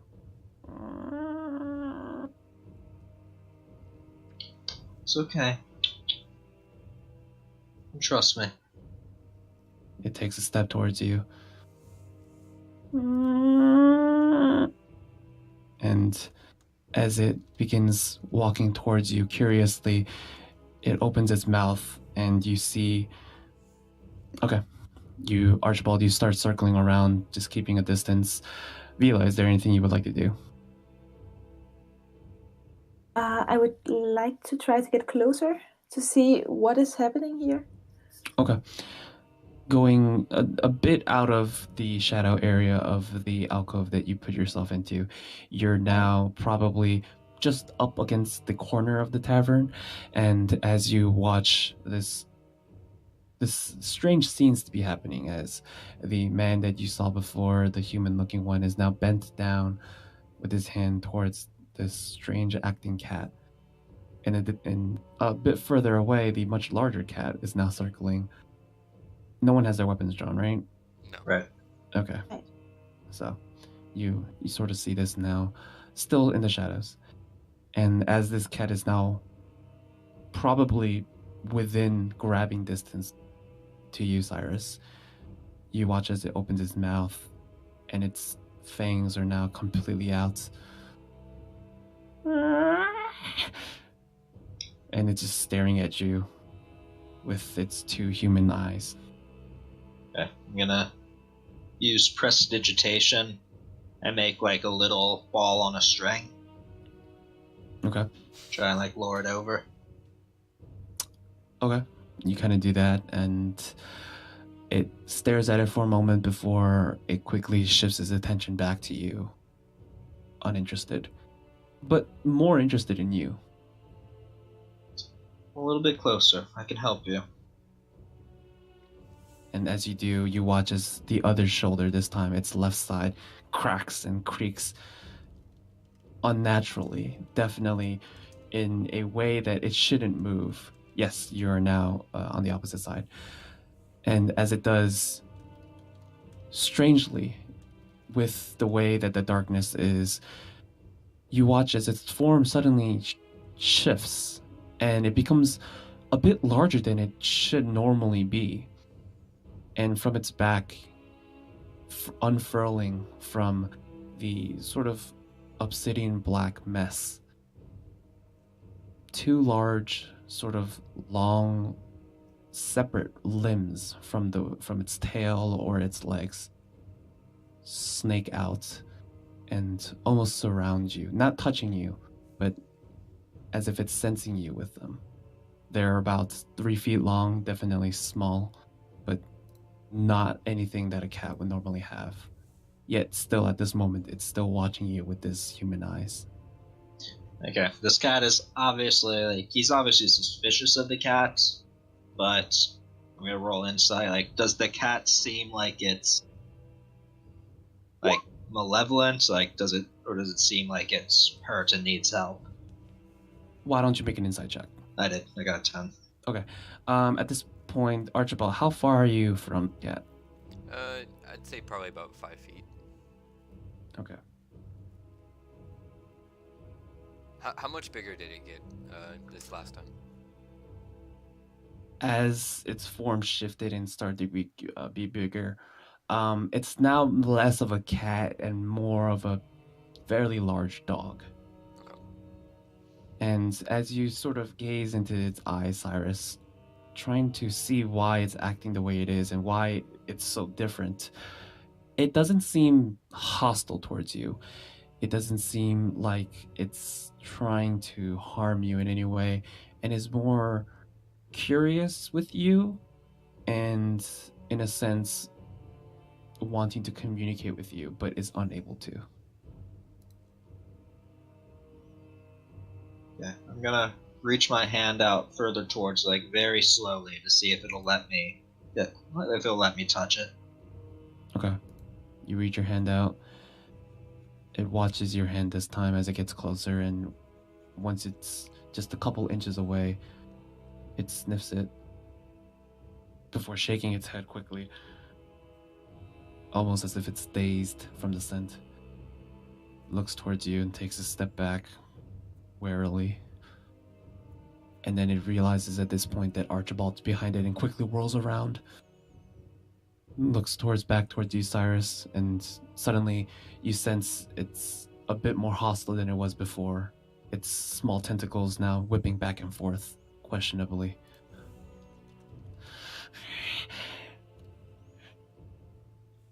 Archibald, you sit down, trying to assume a much less threatening form.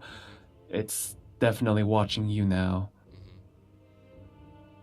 I actually go to the sitting position and then I lay down on my side. Okay.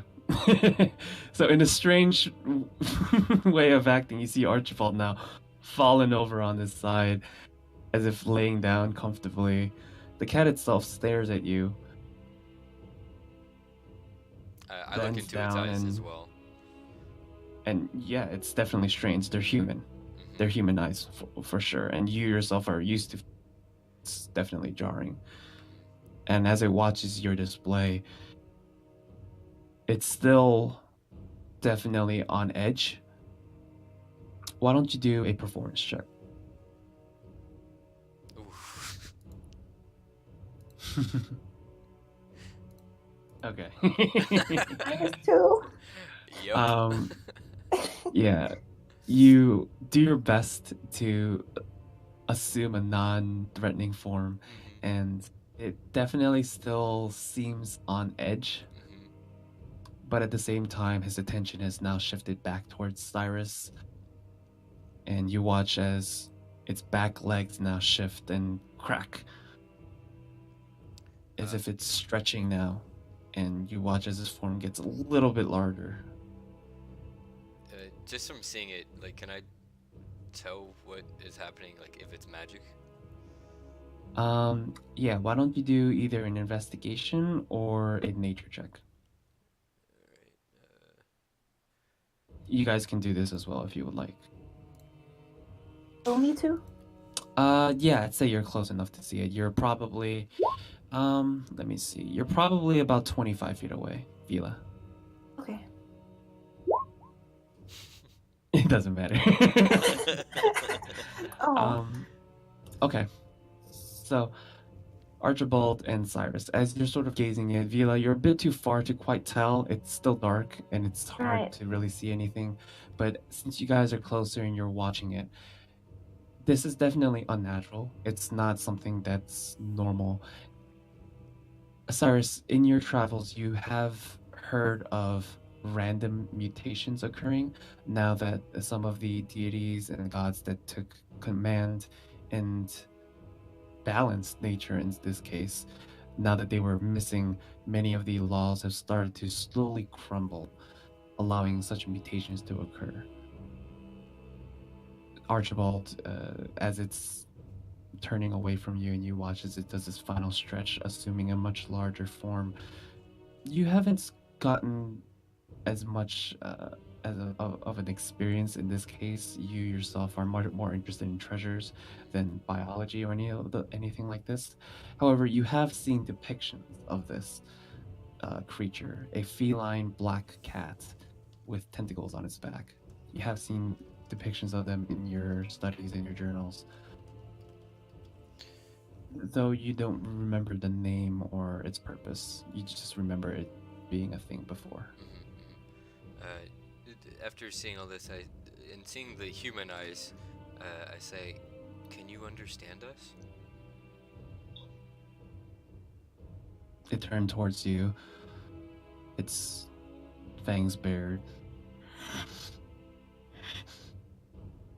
Do you need help? And then you watch as its head sort of bows down towards the ground. And then back up at you. I put my hands up, like, in a non-threatening pose. We're just trying to help. I don't know what's going on, but I'm happy to help.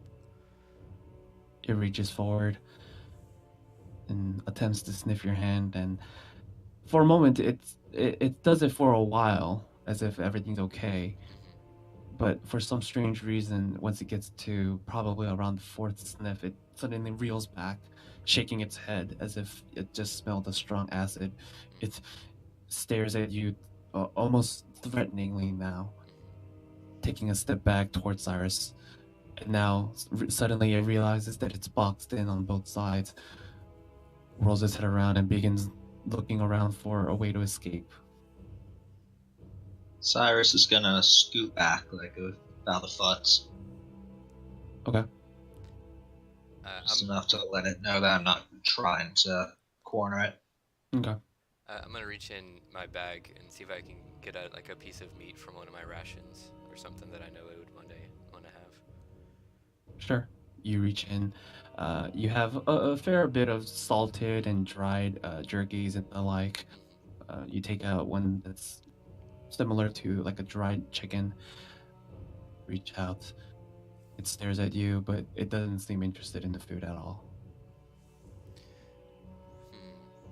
Its head is flicking back and forth at you guys. And then it slowly begins walking away towards the building.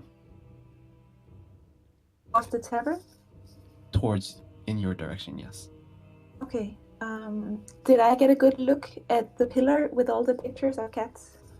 You glanced at it as you were entering. You definitely weren't focusing on it, though Right. you did see a fairly large amount of pictures of cats on them. So you have a general idea of what might be happening. Okay. Does any of the cats I saw or got a glimpse of, does it look like this one? No, I mean, there were a No. lot of black cats and you weren't Right. focusing on it, so it's difficult to tell. It's But now taking more steps away, probably 5 feet away from you guys now. I'm gonna stay laying down, just watching it. Okay. Vila, Right. it seems to be now heading towards your alleyway, as if trying to get away from these two different gentlemen. Okay. I'm going to keep my eyes on it. You're sort of hiding behind a barrel at this point. Right. Do I know what's in the barrel? You give it a slight push. It pushes back against you, and you can tell that it has some sort of liquid in it, though you're not quite sure. It's probably water. Okay. I'm going to sort of grasp most of the long bit of my cloak and hold it as I keep watching it and lower myself down to be sort of its height. Okay. Why don't you roll another stealth check at this point? Right. So now Cyrus and Archibald, it's now probably 10 feet away from you, just equidistance to the tavern as you were from it. It stops and then turns back towards you guys. Sure, you can do another nature check. Okay. It pauses and turns towards you guys again. Coming up with nothing. Rolls. You watch as its tail flicks back and forth, and you recognize this Archibald, similar to your own tail, as when it seems agitated. Mm-hmm. But at the same time, you watch as it droops down low, almost as if it's sagging below its own body before it begins walking further towards the small alleyway.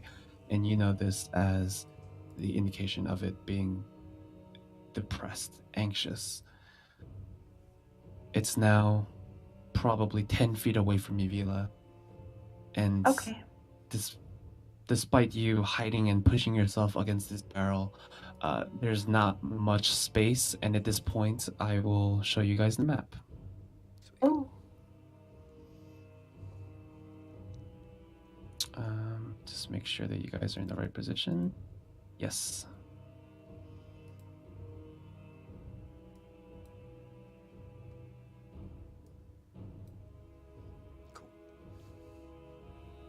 Okay. So, at this point, as it begins walking away, is there anything else you would like to do before it completely enters the alleyway? I'm going to try to climb up up the side of the wall towards the roof. Okay. It's a one-story roof, so it's definitely not too difficult. But you do know that if you do it, there's probably no way of you doing this stealthily. The others will Right. see you, I just and want probably to get the up. cat as well. Right. Okay. Why don't you do a quick acrobatics check or athletics? Athletics Sure. or acrobatics? Yes. Nice. Okay. So, using a bit of momentum that you get from your jump, you twist around and sort of almost vault over. You catch the edge of the roof and pull yourself up. And you both watch this. Archibald, this is a figure that you saw previously. It's wearing the same exact cloak as the one female that you saw dart off when you first entered Solvet. You both watch as this sort of small figure jumps, leaps, grabs onto the edge, and hops herself up onto the roof of the building next to the tavern. The cat definitely notices this as well and has stopped his approach. For a moment, Cyrus stops looking at the cat and just like looks at the woman that just climbed the building. And he's just like, "What the fuck?" And he just like goes back to looking at the cat. Okay. I get He's straight gonna up try and, distracted like, by it. inch. Not like he's gonna move closer. He's gonna move like this. You're not gonna directly towards it. Sure. I'm still gonna keep up the. It's okay, little guy. Just come to me. I can help you. Okay. So, Vila, as you finish your movement and finally get on top of the roof, you turn back, turning around, and finally gaze, this time from a more bird's eye view. And you can definitely see that the cat is now staring directly at you. And for the first time, you see that it has human eyes instead of the feline that you expected. It's jarring, not something that you've ever seen before.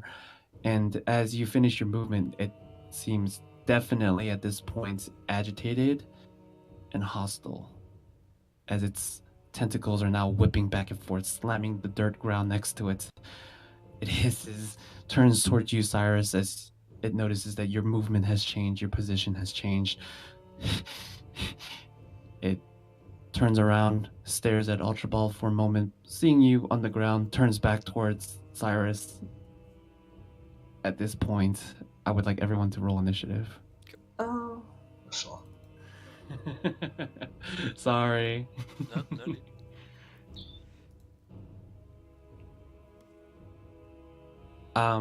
Be sure to click on your token before. Oh, Oh, right. yeah, I forgot about that. No worries. I always forget about that part. Yeah, it's so strange how they make you do that. Yeah.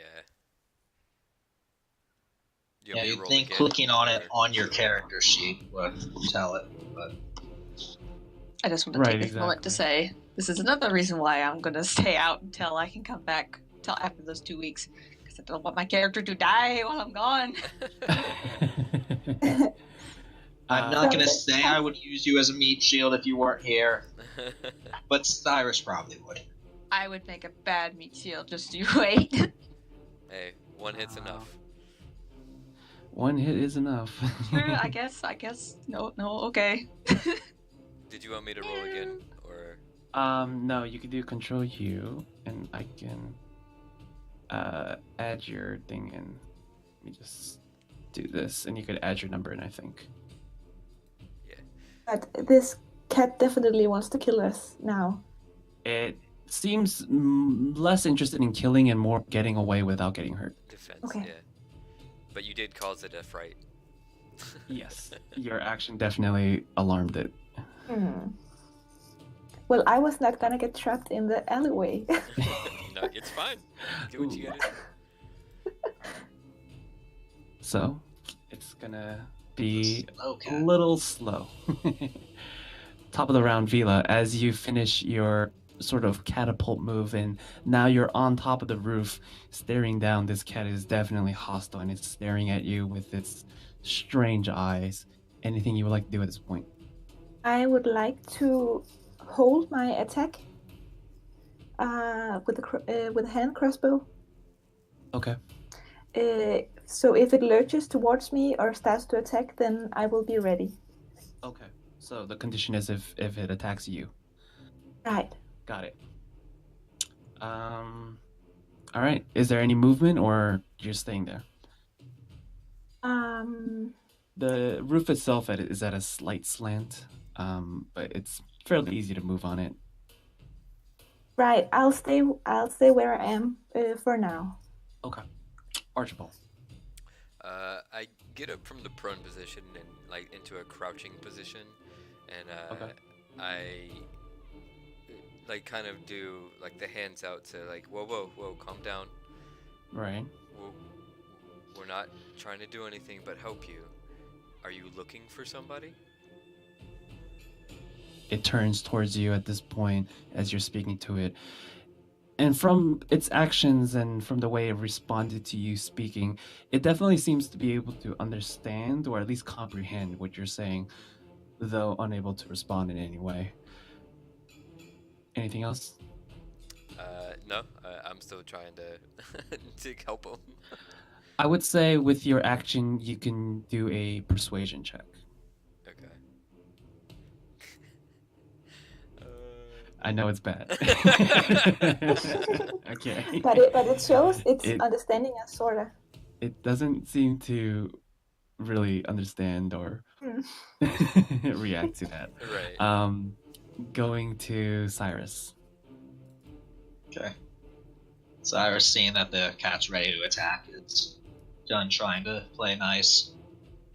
He's going to very quickly move towards the cat, and seemingly out of nowhere, he's going to basically pull a net out of thin air. He's going to throw it on the cat.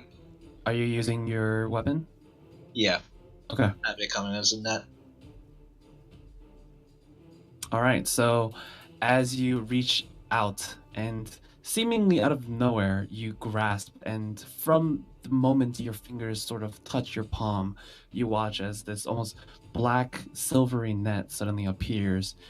Whirling around in a practice form, you toss it towards the cat. 13 unfortunately just misses as it darts out of the way, now definitely staring at you, Cyrus, with a malicious stare, just missing it. Wonderful. And now it's turn. I was gonna say to that guy, I swear I was trying to help you. Okay. So finishing that, now it's his turn. As he snarls and sneers towards you, Cyrus, the net's still sort of in your hand. It rears back, and instead of attacking you with its fangs that are sort of bared, its tentacles reach out and do two sort of slams towards you, like it's trying to attack you with them. Does a 18 hit? It does. Does a 16 hit? It does. Okay. You're gonna take a total of 8 bludgeoning damage as the first attack sort of whams against your shoulder, knocking you to the side and almost making you let drop your grip on the net. The other one surprisingly takes you to the other side, this time almost at the hip. Its force is certainly something you would not expect from an animal this size. And as it finishes its attacks, it turns around, staring at its other somewhat enemies before it ends its turn. Going to you, Vila. I'm going to slip down from the roof and try to sort of hide behind the barrel that's closest to me. Okay. Roll a stealth check before you roll down. Okay. Okay. Yeah, its attention is completely off of you at the moment, and you slip down. I'm not sure. Am I hidden here?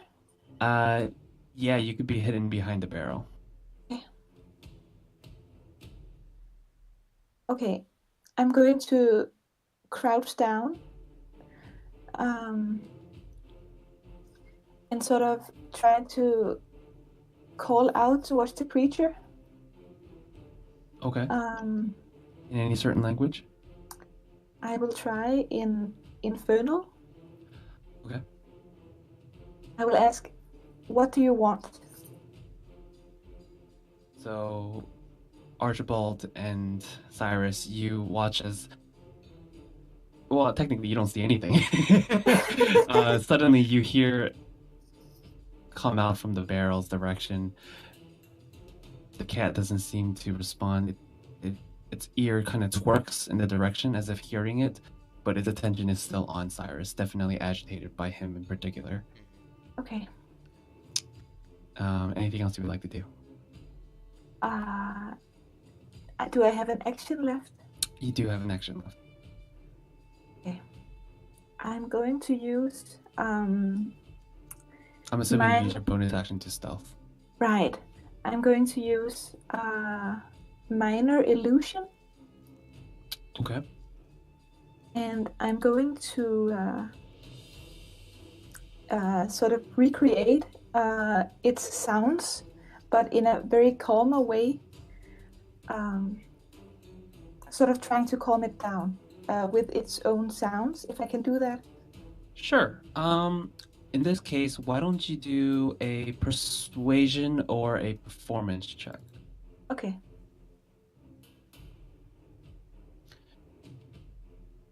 So similarly, you guys watch this cat finalize its attacks on Cyrus, and then you hear the sounds of another cat from the barrel, though this one seems much calmer. The cat hears this as well, its ear twerking, and this time his whole head turns in your direction, Vila. It's staring at that barrel as you're kind of hidden and tucked behind it. Mm. Though its tentacles are still kind of slamming the ground next to it. It's definitely still on guard, but it now knows of your presence. That's it. Okay. Okay. Archibald. Okay then. So I'm going to run right about there, getting his Oh. attention. And Are then you I'm going to take an A up?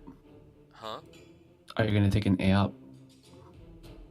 An A out? In attack of opportunity? Oh, no, I guess I'll go there then. Okay. Just wanted to make sure. Yeah, that's fair. And just get right next to it. I look at Cyrus and say, distraction. And I get kind of like put my hands out like I'm gonna grapple it, and that's what I'll ready my action to do if it moves. Okay. So you whisper to Cyrus this and kind of do a big flourish-like moment to distract it in some case. Why don't you do... This sucks for your character. A performance check. It's all good. When it works, it'll work great. Not then. So you watch as this large tabaxi lion-sized cat, humanoid, just takes his paws and just shakes them in the air, trying to distract it. It's like he's attempting. Yeah, he's doing a wipe. He throws a few Charlies in there. It definitely looks towards you, but it doesn't seem to be turning its body at you. Cyrus. Yeah, Cyrus gonna say, you were upset about the net. I understand that. And see, I'm gonna get rid of the net. Like with a flourish, he's gonna sort of throw the net in this direction, and but after it gets about a few feet away from him, it's just gonna completely vanish. It just dematerializes into a bunch of black sparkles. And when he sees the cat looking in that direction, he's gonna leap on it and try and grab it so he can cast healing hands on it. Okay. First, I would like you to make a grapple check. Okay. Test it against his strength. Just missed. So, as you reach out, no, I just missed. So you reach out, and its tentacles kind of whip towards you as if trying to attack you on the way. So, but you sort of duck under one. You grab it as it passes over your head, and almost grab it into a bit of a chokehold. The one tentacle held firm in one hand. It is technically at this point grappled. And once I have it grabbed, I'm just gonna pour a little healing magic into it to see if that calms him down. Okay. Yes, you can attempt to grapple the tentacles. You focus, and your hand on its neck sort of radiates this very warm energy. You thrust this healing energy towards and inside it. However, as you feel it enter towards it, Cyrus, you feel it almost repel, pushing back and almost thrown against you. Your hand momentarily is pushed back by this force. This is something that is archaic and at the same time completely against the ideology of Aerolith. As if it does not want to heal it. Oh god, Dad hates it. I'm definitely adopting this cat. Is that would be, you still have a bonus action if you would like. It's just gonna say, okay, you can see that didn't work either. But can you at least tell I'm trying to help here? It's struggling against the grapple. Anything else? I'm gonna kind of scratch it behind the ears, like, it's okay, kitty. Okay. Alright. On its turn, it's going to attempt to get out of the grapple. Yeah. Unfortunately, with the natural 20. Well, maybe I'll roll a natural 20 too. Yeah, sure. Try. About I'm half sorry. Yeah, so as you're sort of trying to distract it, trying to get as much of its attention away, its other tentacle sort of rears up, knocking your grip out of your hand. It slides away, sneering and staring towards you. Definitely looks around before it just starts darting off. At this point, both of you can take an attack of opportunity. It begins heading in this direction towards the left. Does it have to be an attack? It doesn't have to be. It could be any action. It can be a grapple. Yes. So it's going to attempt to get out towards this way. Okay. And I assume my grapple on its tentacles didn't succeed. That is your grapple. No, that did not succeed. Okay. Sorry. No, it's fine. I am not very good with this. Cyrus, you sort of take this net. It's an unfamiliar form. You don't use it often, and you try, but it just barely misses. 16, however, does succeed. As it rushes past, you sort of grab one of its loose tentacles, the one on its right side. You grab it and you hold it in place. However, it does get to over here. Okay. No, get back here. It feels you tugging, and it almost grinds on the floor with its claws, leaving tracks as it tries to claw away from you before it turns back towards you. Vila, you watch as this cat suddenly appears just around the barrel. It doesn't notice you, but it's literally face to face with you. Okay, I'm going to... I don't have anything else. I'm going to use my... Depends on what you guys are trying to Right. do with it. I'm going to use my cloak to try to help grapple it. Okay. So you take your cloak, and what do you do with it exactly? Try to keep the other tentacle down towards the ground. Okay. Why don't you do a grapple check, an athletics check? Oh, okay. Fuck me. All right.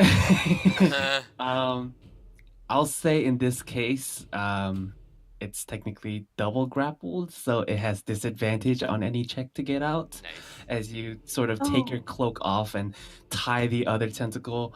Both of its tentacles now trapped and caught. It's clawing and trying to get out, however, unsuccessful at this point as you're both sort of grabbing onto it. Archibald. Just keeping a firm grip on it, I just kind of get closer to it and whisper, "We're not trying to hurt you. What can we do to help you? If we let go, will you chill out? Will you calm?"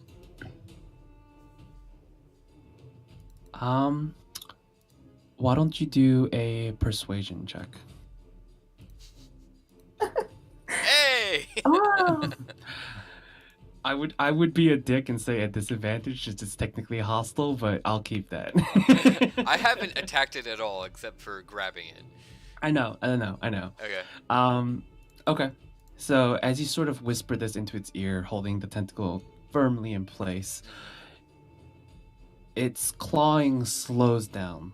It definitely still is attempting to get out of there. However, it doesn't seem as agitated as it was before. All right. Do I know that Vila has put its cloak on, or is she that Yeah, stealthy? you see this. All right. As she takes her cloak off and sort of uses it as a makeshift net, you suddenly see, and for the first time at this point, Vila, would you like to describe what your form looks like? Oh, sure. So you see a human, a person with both human and elven features. And yeah, I wore this very heavy looking cloak, which is now on the beast here. But underneath, I'm very slender, have a very light form. And I have dark colored long hair and pointed ears.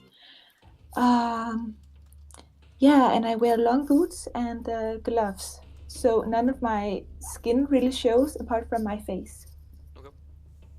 Okay. Cool. So you watch as this now shown figure attempts to help you in this case and is helping grappling this strange cat.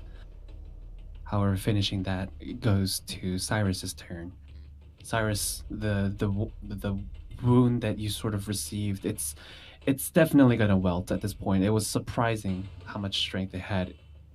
However, you watch as the large tabaxi and this now revealed female now grappling this cat down. What would you like to do? Does the cat seem like it's calmed down now that Archibald's talked to it? It's much calmer than it was before when it was attacking you. Probably not as much as in the beginning when you were approaching it, but in this case, with the way that it's held down, it probably won't attack you. Or is unable to. Probably. Yeah. You can always try. Slowly walk over and take a knee in front of it again. I'm just gonna stroke it along the side. Like, we're not here to hurt you. It's okay, little guy. Okay. We're friends. Do you have dark vision? I do. Okay. As you sort of reach down and begin stroking it, at this point, I would like you to make either, I'd say investigation check or a medicine check, up to you. I think they're both the same, probably. So I do medicine just because I've been having some terrible investigations. Okay, medicine's bad too. Okay. Yeah, so as you run your fingers down, almost trying to comb it and such, you feel something as you do this. And it's definitely has some sort of abrasion, possibly a suture. As you run your hand, it's definitely something has happened to it. You're not sure if it's a wound or if it's if it was made on purpose. But that's what you feel as you sort of pet it. It's calming down. It's definitely still agitated, and as you're basically petting it, it turns towards you, its eyes staring into yours.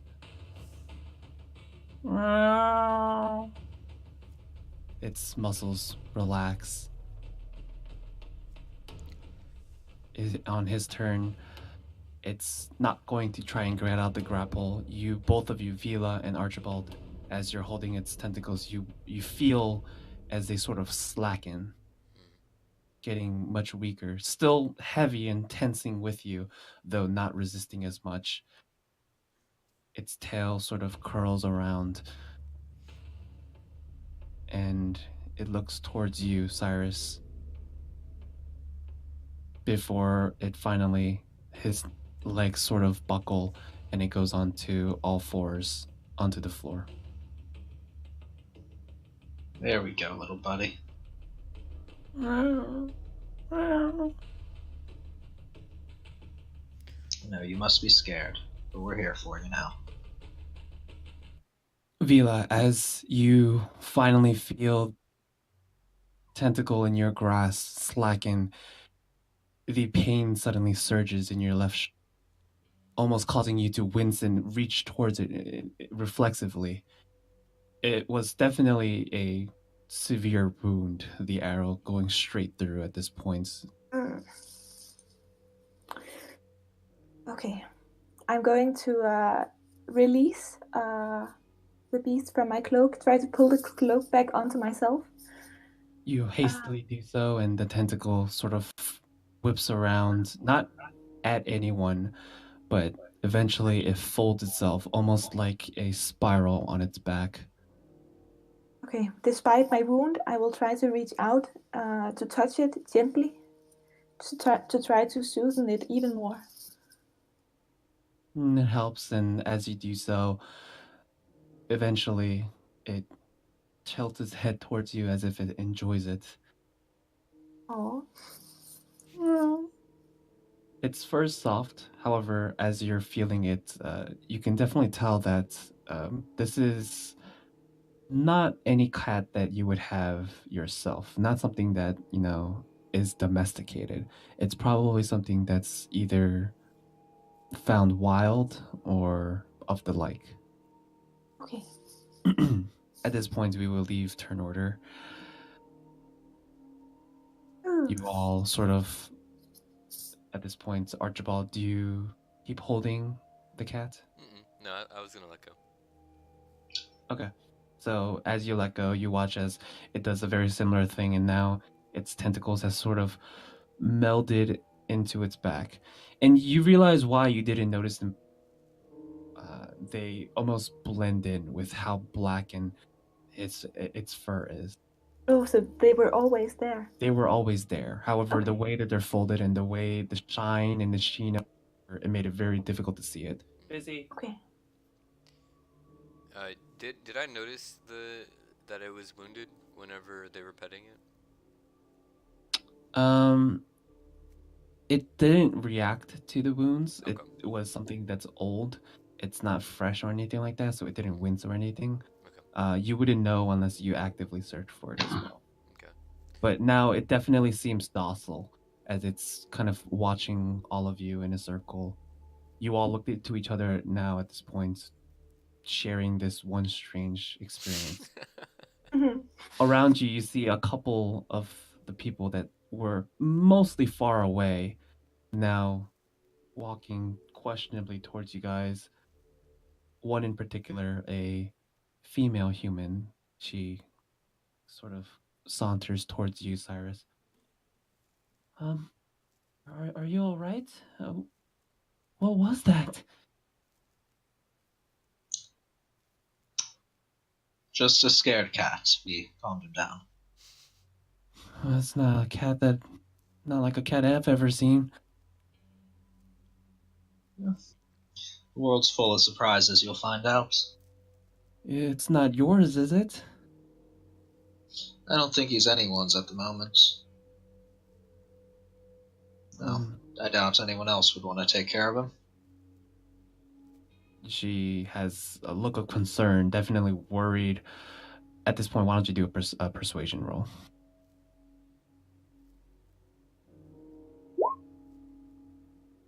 Okay. She looks worried, and has definitely a caution eye towards it. The rest of the people have sort of kept their distance, letting her be the somewhat of a ambassador as she stares at this strange group of people before she just slightly nods. Oh, all right. Strange. I'll report it to the guards, but what are you gonna do with it now? Well, I'm gonna get him somewhere warm, give him some milk, something to eat, and see if we can find out what happened to him. All right. She looks towards you, Vila, who you are pretty much trying to hide yourself at this point in Archibald. Right. Well, seems like it's in good hands. Are you staying at the Ariadne's hideout? Well, it's not like there's anywhere else in this town to stay. Right. Well, if any guards come towards you, I'm sure they'll have some questions. In any case, I guess I'll leave you to it. She kind of bends down, trying to get a closer look at the cat. Strange. I've never seen Careful. anything like it. I turn to Cyrus and I say, I think we want to get this guy alone, someplace a little bit more solitary. Its eyes are definitely questionably looking at the woman. Yeah. Not a bad idea. She seems No, I taken don't. aback by its human eye form. I'm going to keep petting him. How much like a normal cat does he look like at this point? It's still very large. Define very large, like very large for a cat. For a dog, in dog terms, I'd say it's probably the size of maybe like a golden retriever. I was just thinking that. Probably about that size. A bit lankier, probably like a Labrador. Oh, okay. But it's definitely much larger than any sort of normal domesticated cat. But not quite as large as, say, like a lion. You watch the woman stand. She turns and says a couple words to the group before smiling and turning and leaving. we should get him off the streets. He's gonna attract a lot of attention. Yeah, I don't think we should take him in the tavern, though. There's still probably enough people to spook him. Yeah. Well, I'm gonna motion towards the alley. Yeah. Say, come on, little guy. Yeah, I'll walk over here. Okay. You head in. It's not a very large alleyway. It's mostly used for getting rid of waste and stuff like that, or delivering materials and the like. You step in, and it's nothing out of the ordinary. The cat itself is still being pet by Cyrus and Vila. Once you guys stop, it tilts its head, looking at both of you. And then it begins walking and sauntering into the alley behind you, Archibald. I think you have a room at the inn, don't you? At this point, I'm assuming, Cyrus, you're following. Yeah, I'm gonna Vila, what would you be doing? I will slowly start to back away, even though I will sort of look longingly towards the animal. Okay, so you watch as the animal walks and Cyrus walks away. As they begin to disappear. Yeah, you were definitely there when she was there, and you watch as she doesn't follow you guys into the alleyway, and she seems to be clutching her shoulder. I kind of speak out. Hey, you kind of adopted this. You come over here too. Me? Yes, you. But. And what's? I kind of hesitate, but start to kind of move a bit closer. What's wrong with your shoulder? It's an old injury. Show it to me. Why? I pull a bit backwards. It's an injury. And I'm going to, like, Cyrus's hands are going to glow. He's going to sort of wave them in front of his face, and the welt on it's going to disappear. Oh, I kind of just stare wide-eyed. Nice. The healing points that you try to give to the cat, those weren't taken away, by the way. Yeah, that was my healing hands. That's racial. This is the class ability. Yeah, I'm just letting you know that wasn't particularly taken away. Oh, I gotcha. It was rejected. It was quite severely rejected. Now, if you showed me your shoulder, I could do the same, probably. Good. How much should I pay you to do it? It's really no trouble at all. It's not like it costs me anything. I will kind of hesitate, but start to slowly, watching him closely. I will try to move a bit closer, starting to pull the cloak a bit away from my shoulder with all the dried old blood and everything. As you do, you watch as she pulls her cloak back and then her shirt underneath. The wound itself has been cleaned, but hasn't had any sort of antiseptic or anything of the like applied. It's festering, it's not closed, it's not sutured. It's a pretty bad wound. This isn't good. I can fix the physical damage, but you're definitely going to get sick from this. If you want, I can make a potion for it. Though it'll take a little bit of time. Could you? I mean, that would, yeah. That sounds good. Okay. Well, let's get the cloak back on it for now. Don't want to draw too much attention to it. I'm gonna sort of lead her into the alleyway. I'm sorry, you cut out there. What happened? Just gonna. I say, like, let's get the cloak back on it so people don't notice, and we sort of motion to, like, lead her into the alleyway. I will nod and kind of pull the cloak tight around me and sort of follow into the alleyway, but kind of still having the way out of the alleyway in sight. You're trying to get away from them? No, I will just be at the opening of the alleyway, sort of here, maybe, or here, so I still sort of have my back towards the way out of the alley. You have an exit strategy. Right. Smart. Before walking into the alleyway, if there's still people gathered around staring at us, Cyrus is just gonna do a very dramatic bow and say, "I hope you all enjoyed the show," and sort of do jazz hands with prestidigitation, making little sparks. Jazz hands with mage hand. There was a small couple that sort of watched, and as he disappeared, they didn't really quite believe what that woman told them. And as you head into the alleyway, you see them off to the side, kind of watching you from the trees. After your jazz hands, they tilt their head questionably, they whisper amongst themselves before they just give a slight clap, and then they walk away. You're too kind. The Displacer Beast is in the alley now with us, right? So, yes, it followed you. It's seemingly keeping track and following behind you, Archibald. Okay. Which way is the inn, by the way? It wasn't that far from the inn, right? The inn is directly to the right, the one with the red roof. Okay.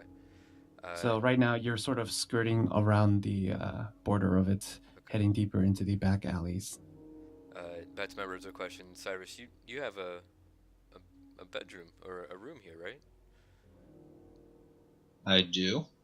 Do you know which one of these? And I assume there's windows that we can see, right? Mm-hmm. Up to the second floor, there's a window per room, and a couple of them are lit, some of them aren't. Do you know which one's yours? Maybe we can get them up this way instead. My room was room 13, right? It was room 12. It was the room directly to the right after going up the stairs. So from your position, it would be directly to the opposite of the building. Okay, so I would be able to figure out which one it is. Yes, it would be in the exact opposite side of the building. Oh, great. Yes. But we'll say for the sake of brevity, you guys, skirt around the edge. Why don't we do the first group stealth roll? Okay. Oh. So we all roll stealth? Everyone rolls stealth. I'll do one for the cat as well. Oh. Oh boy, that feels good. Okay, that's good. So you guys all stealthily make your way around. The cat seems definitely proficient in this, as well as the rest of you.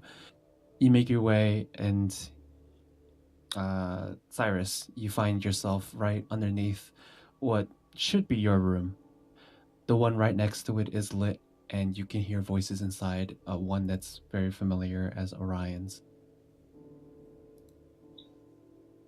Gonna However, use thaumaturgy to get my window open. just your window? Yeah. Okay. Don't need to get the kids involved in this. Okay. Using thaumaturgy, it's a bit abrupt, and the window kind of opens with a loud clack. But no one seems to notice otherwise, and wide open. It's probably big enough for everyone to fit in. Archibald might have to squeeze a little bit.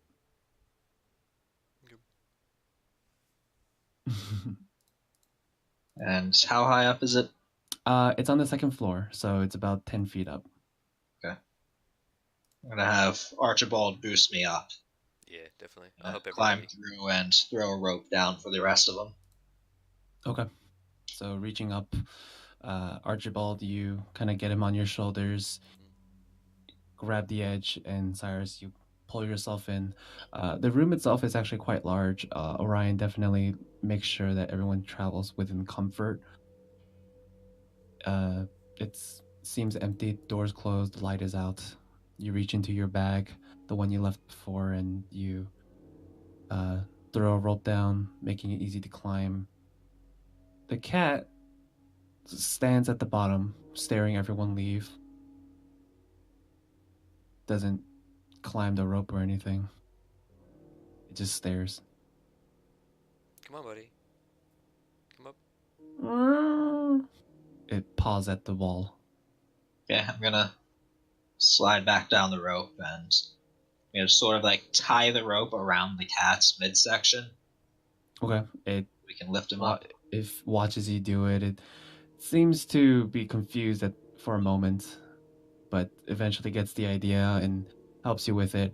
As it does this, you can tell that this cat definitely seems more intelligent than another beast might be. Eventually, you get yourself and everyone else into... Sure. Eventually, you get the rope into a bit of a harness around section. You lift it, and everyone finds themselves inside of the room. Vila, do you enter as well?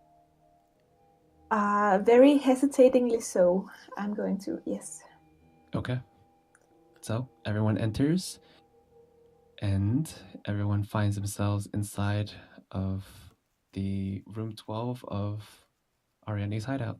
Sweet. So, inside of this sort of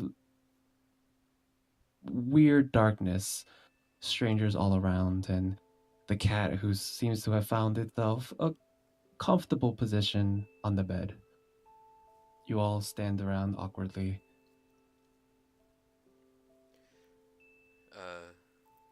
So, did I turned to Vila. Did I see you in the caravan that just arrived? Maybe? I don't know.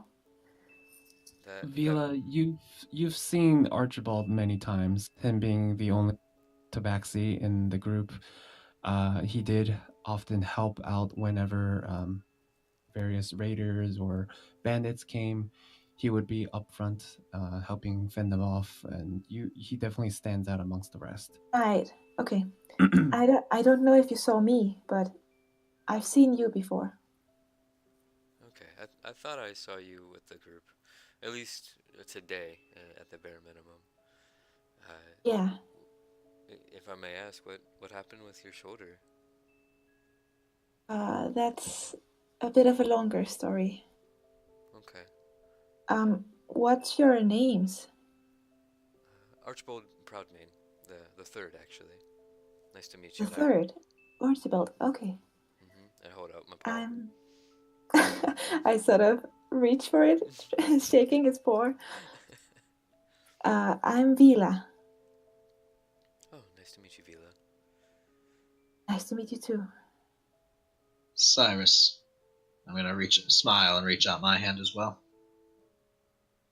Okay, I try to grab it as well. It's kind of wincing at the tough grip. My apologies. Nice to meet you. I'm gonna get the cat some food and then I'll get working on your potion. Thank you. Much appreciated. At this point, Cyrus, you hear a knock at the door. Cyrus, is everything all right? Bang. It's Orion. Ryan. Yes, Orion. Everything's fine. Though, if you could do me a favor, go downstairs and order some fish and a bowl of milk. Fish and milk? Did I stutter? No, I'll be right back. And you hear the footsteps go away. It's nice to have a butler. Yeah. With that out of the way, Cyrus is just going to get straight to work on a potion. Okay.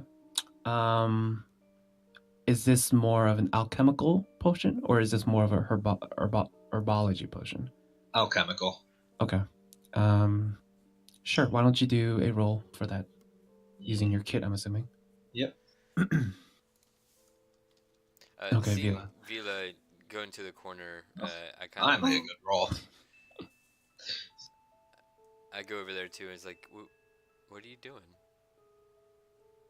Can we close the curtains? I actually left it open because it seemed like you wanted to always have an exit strategy, but I'll go over and close them. Right. If the it room could is now stay pitch open, black. but with a curtain. Okay. I go and close them. Thank you. Cyrus, I assume that you open up a lantern of the like to give you light during your Absolutely. process. Cyrus likes his rooms bright. Sure. So he's a kind of a bringer of lights. Exactly. So as you close the curtains, Cyrus flicks open one of the lanterns that the room provides, as well as takes out his own traveling one and sets them both side by side. He reaches into his pack and begins taking out various vials and other tools, a couple beakers, some sort of syringe. He begins extracting and mixing a couple fluids together. One that's sort of like a very crude healing potion mixed with various other things that have alcohol and the like to help disinfect the wound, as well as ward off any sort of diseases that may come along with it. It's definitely done with skill, and you can see that he has a bit of expertise in the way that he has his motions. Over the course of the next sort of 10-15 minutes, he finalizes it and creates a very basic sort of first aid sort of salve that you can apply onto the wound that will definitely help Okay. in its healing process. This will probably sting a little, though not as much as the arrow did, I'm sure. I kind of hiss, and it sounds... No, it stings a lot. It's alcohol. Yeah, I definitely hiss. Where did you learn that? I've been practicing for the last decade. Do you see a lot of action? More than I'd like. I've found that I needed. I had some difficulty with my magic for a while. I found that I needed to fall back on something else to be able to get by. I see. Alchemy was a useful placement. It appears so. What kind of work were you in, if I may ask? Whatever I got hired to do. Archibald's ears kind of go down, like, bad work? I have my limits, if that's what you're asking.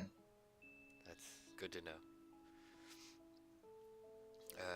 And Orion? Was that the half-orc? Yeah.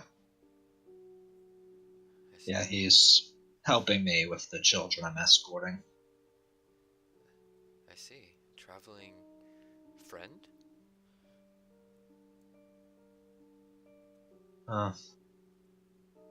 More a brother in arms, if you will. I see. Sorry, just very curious. I'll shut my tongue now. Well, you know what curiosity did to the cat. I do. You have a flashback on a memory with your family, Bald, and how that saying has been essentially banned from your household. Yeah. In fact, I actually roll my eyes when he says it. Like, he says it with, like, a little bit of humor to it, but there's a bit of viciousness to it. Like, you get the idea that he does not... that he's been through a lot, and he is not going to talk about it with a stranger. Right. Well, back to this guy, I guess. Well, do you want to be called something, little guy? Can I tell if it's a guy or girl, actually? It's you know this just because you are a feline yourself. Uh-huh. Just the way that it smells, the way that its facial features look, and the way it acts, it's male. Okay. Okay. Mr. Kitty. Mr. Kitty. You hear footsteps going up the stairs now, and eventually the knock comes at the door. Master Cyrus, I have finally brought the things you have required. I'm gonna open the door a little, like a crack, so he can't see what's inside. I'm gonna take him out of his hands, and I'm gonna say, "Stop calling me master," and kick the door shut. Right, I'm door cuts him off, and you wait for a moment as he just kind of stands there before eventually you hear footsteps go off and the door closes behind. Silence again. Gonna bring the food and the milk over to the cat. The fish itself, it seems to have been like sort of half fried, very hasty, since the kitchen was done. However, Orion, you do know that he has his ways. Bags of gold. The milk, the milk is given in a glass. I don't think that'll do. I'm gonna look around my room for a bowl. I'm sure Cyrus has something bowl Yeah, shape. you carry. Yeah, definitely. You have a fairly sort of like a pan that you pour lots of say like if you have a sand that has things inside that you need to pick through, you have a large sort of surface to pour it onto and pick through, and you have that you can kind of pour the milk onto and let the cat drink from.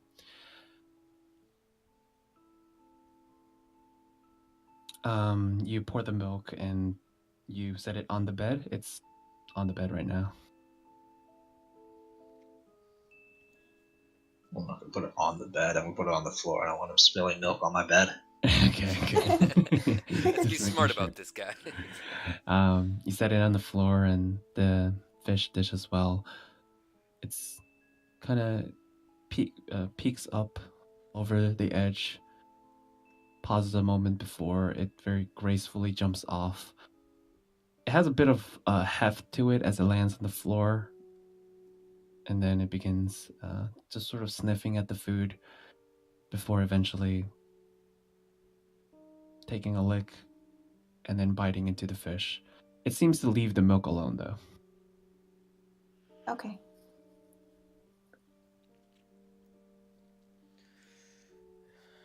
So, yeah, this is very odd. Pet's been missing, and this one shows up. I don't think... And I get out one of the books from my pack. I assume from my travels, just trying to think of what it is. Right. There's something strange along its side. He's done eating. We should try and examine it. Okay, as long as he'll let us. Side? Archibald, why don't you do a history check? Alright.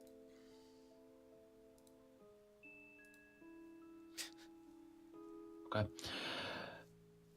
Now that you have the proper time and the resources available, you go into your journal looking through various other notes of the like that you have made. One thing does pop up, and it is what's called the displacer, a beast that generally resides in the wild, and definitely doesn't show up in civilizations like this. However, the way that the displacers are described in the book and the size comparisons, this seems to be something much smaller. Perhaps a baby or perhaps something entirely new. It's akin to it, though not exactly it. I relay this to the party. Cyrus, you've seen these beasts before. You've actually had to fend off a couple of them during your travels, especially with your adventuring party.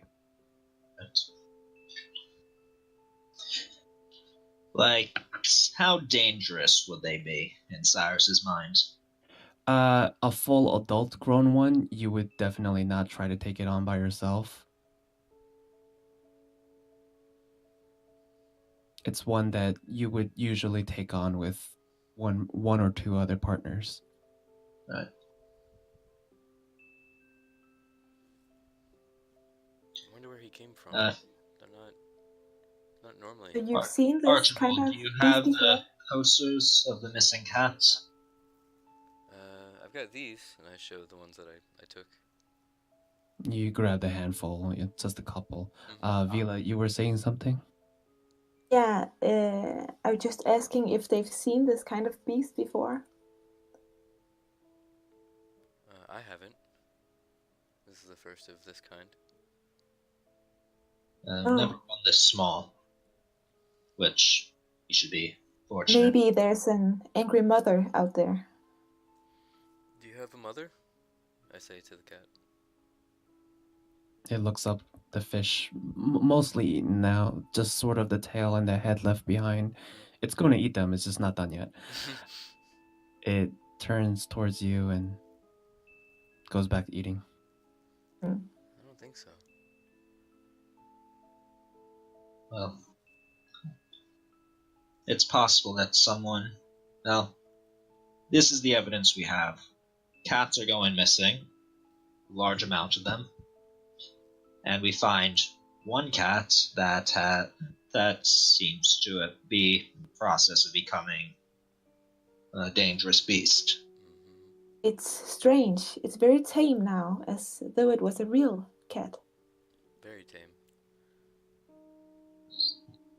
I think someone in this town may be attempting to turn cats into these creatures. That sparks the conversation from earlier. Somebody was saying something about experiments down in the tavern. I turn back to the cat. Were you always this way? It turns towards you. Doesn't give any real indication of understanding. Its food now completely done. It's now staring at you guys before hopping back onto the bed. I think that you might be onto something. This might have been a cat before. It might have.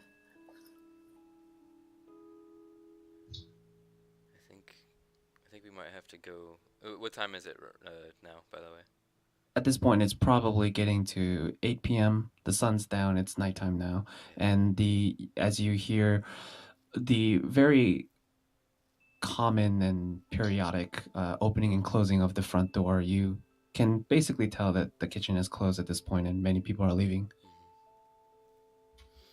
Oh shoot, my milk. I'll be right back.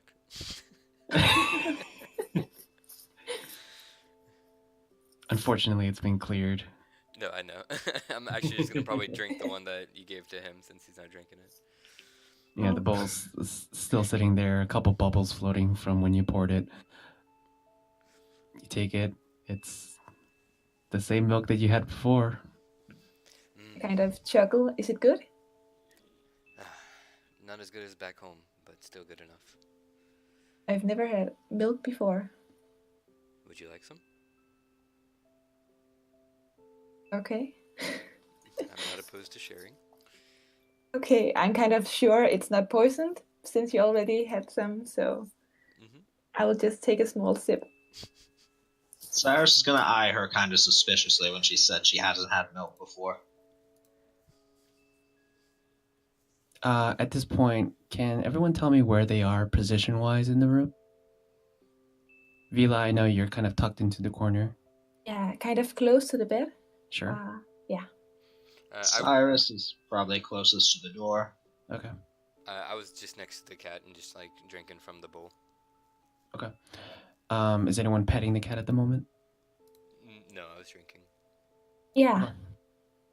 So, as you're sort of drinking the cat and you finish it, you turn towards the cat, expecting it to be there and used to start petting it. You're suddenly met with the sight of an empty bed. The cat is nowhere to be seen. No sound. It's gone? As if it wasn't never there. What? You whirl around, looking around to see if it might have gone somewhere else. At this point, you guys all watch Archibald now looking around frantically. I will too, under the bed. He was there. You look under the bed. It's not there. It's not under the bed. It's not anywhere in the room as far as you can see. I go look out the window. The curtains were still closed, and you kind of pop your head out looking through the curtain shades. It doesn't look like it has left. What the hell? I'm going to use minor illusion to repeat the sounds again to try to call it back. Okay. You do the sort of light growling that it did when it first appeared, and it doesn't respond. However, Archibald... Oh, go ahead.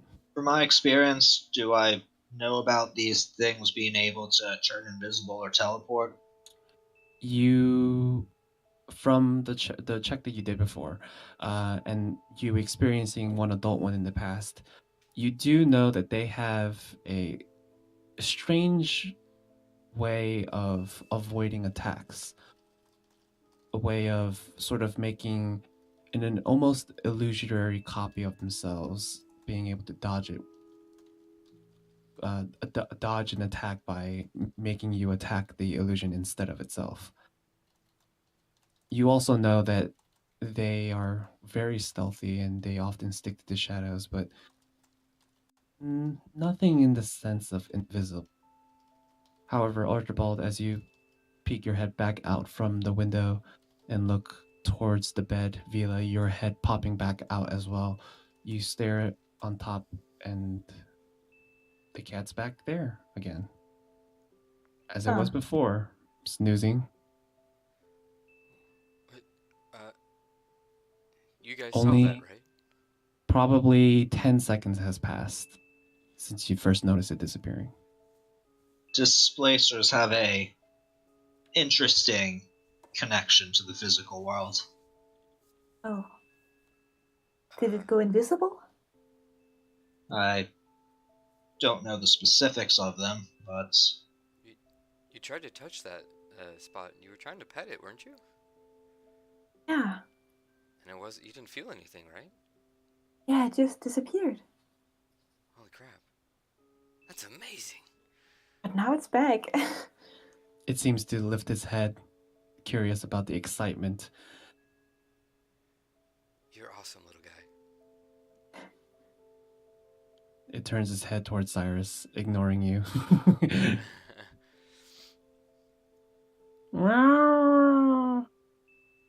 It stands and walks towards you, Cyrus. Cyrus is gonna scratch him behind the ears. Say, what is it, buddy?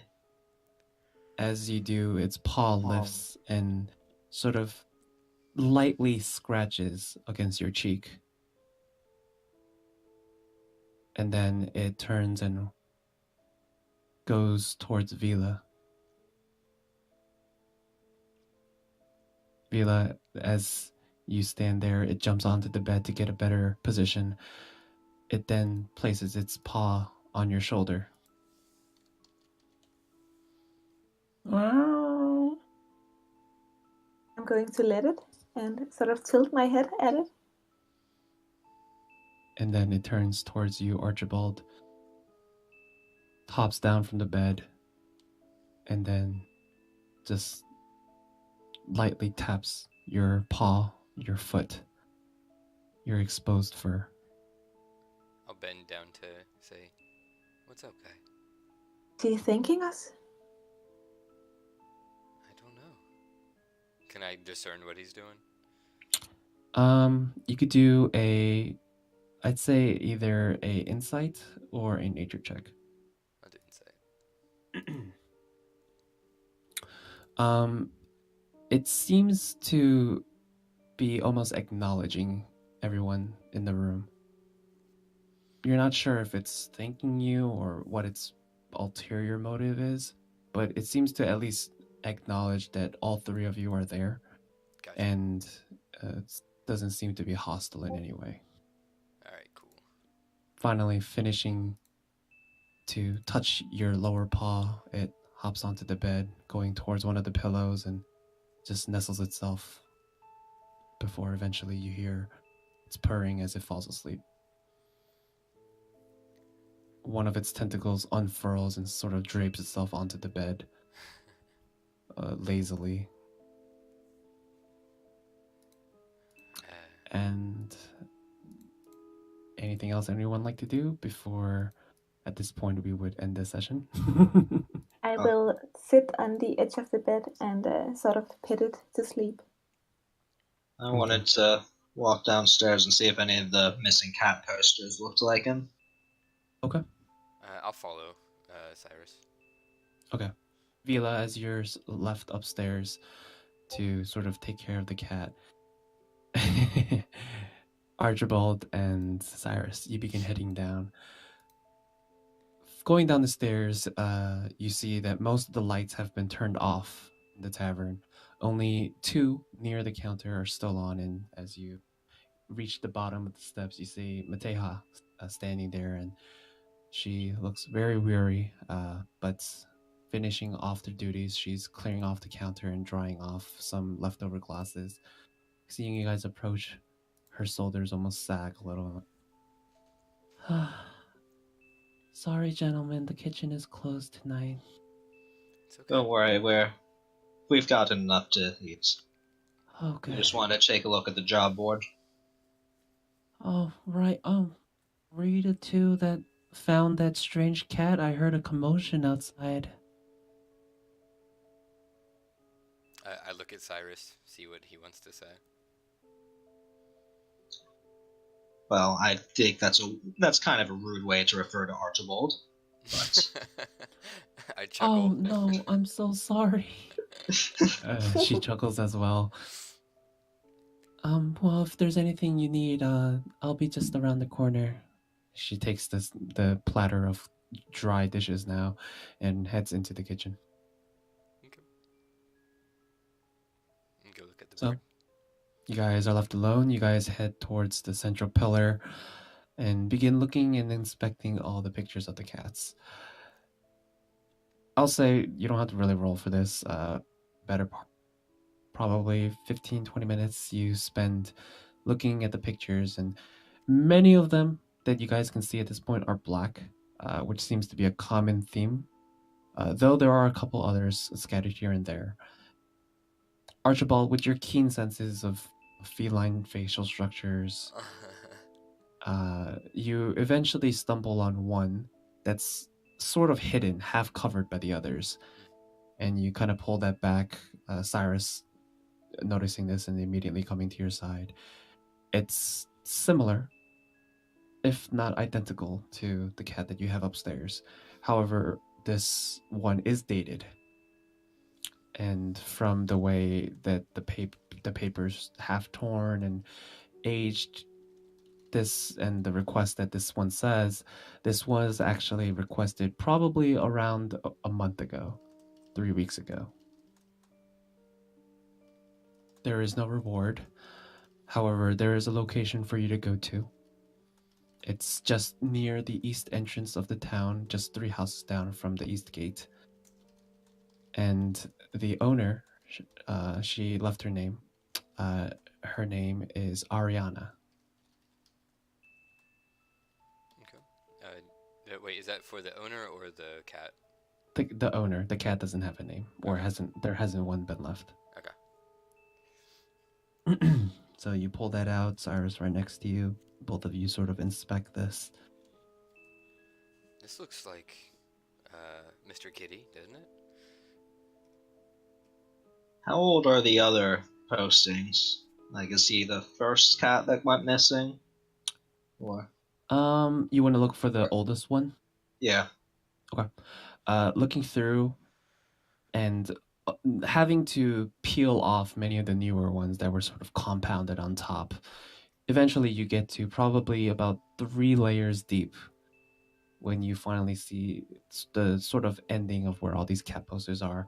And the oldest one would be around 2.5 months ago, just about 10 weeks. Not 10 weeks, sorry, 8 weeks, sorry.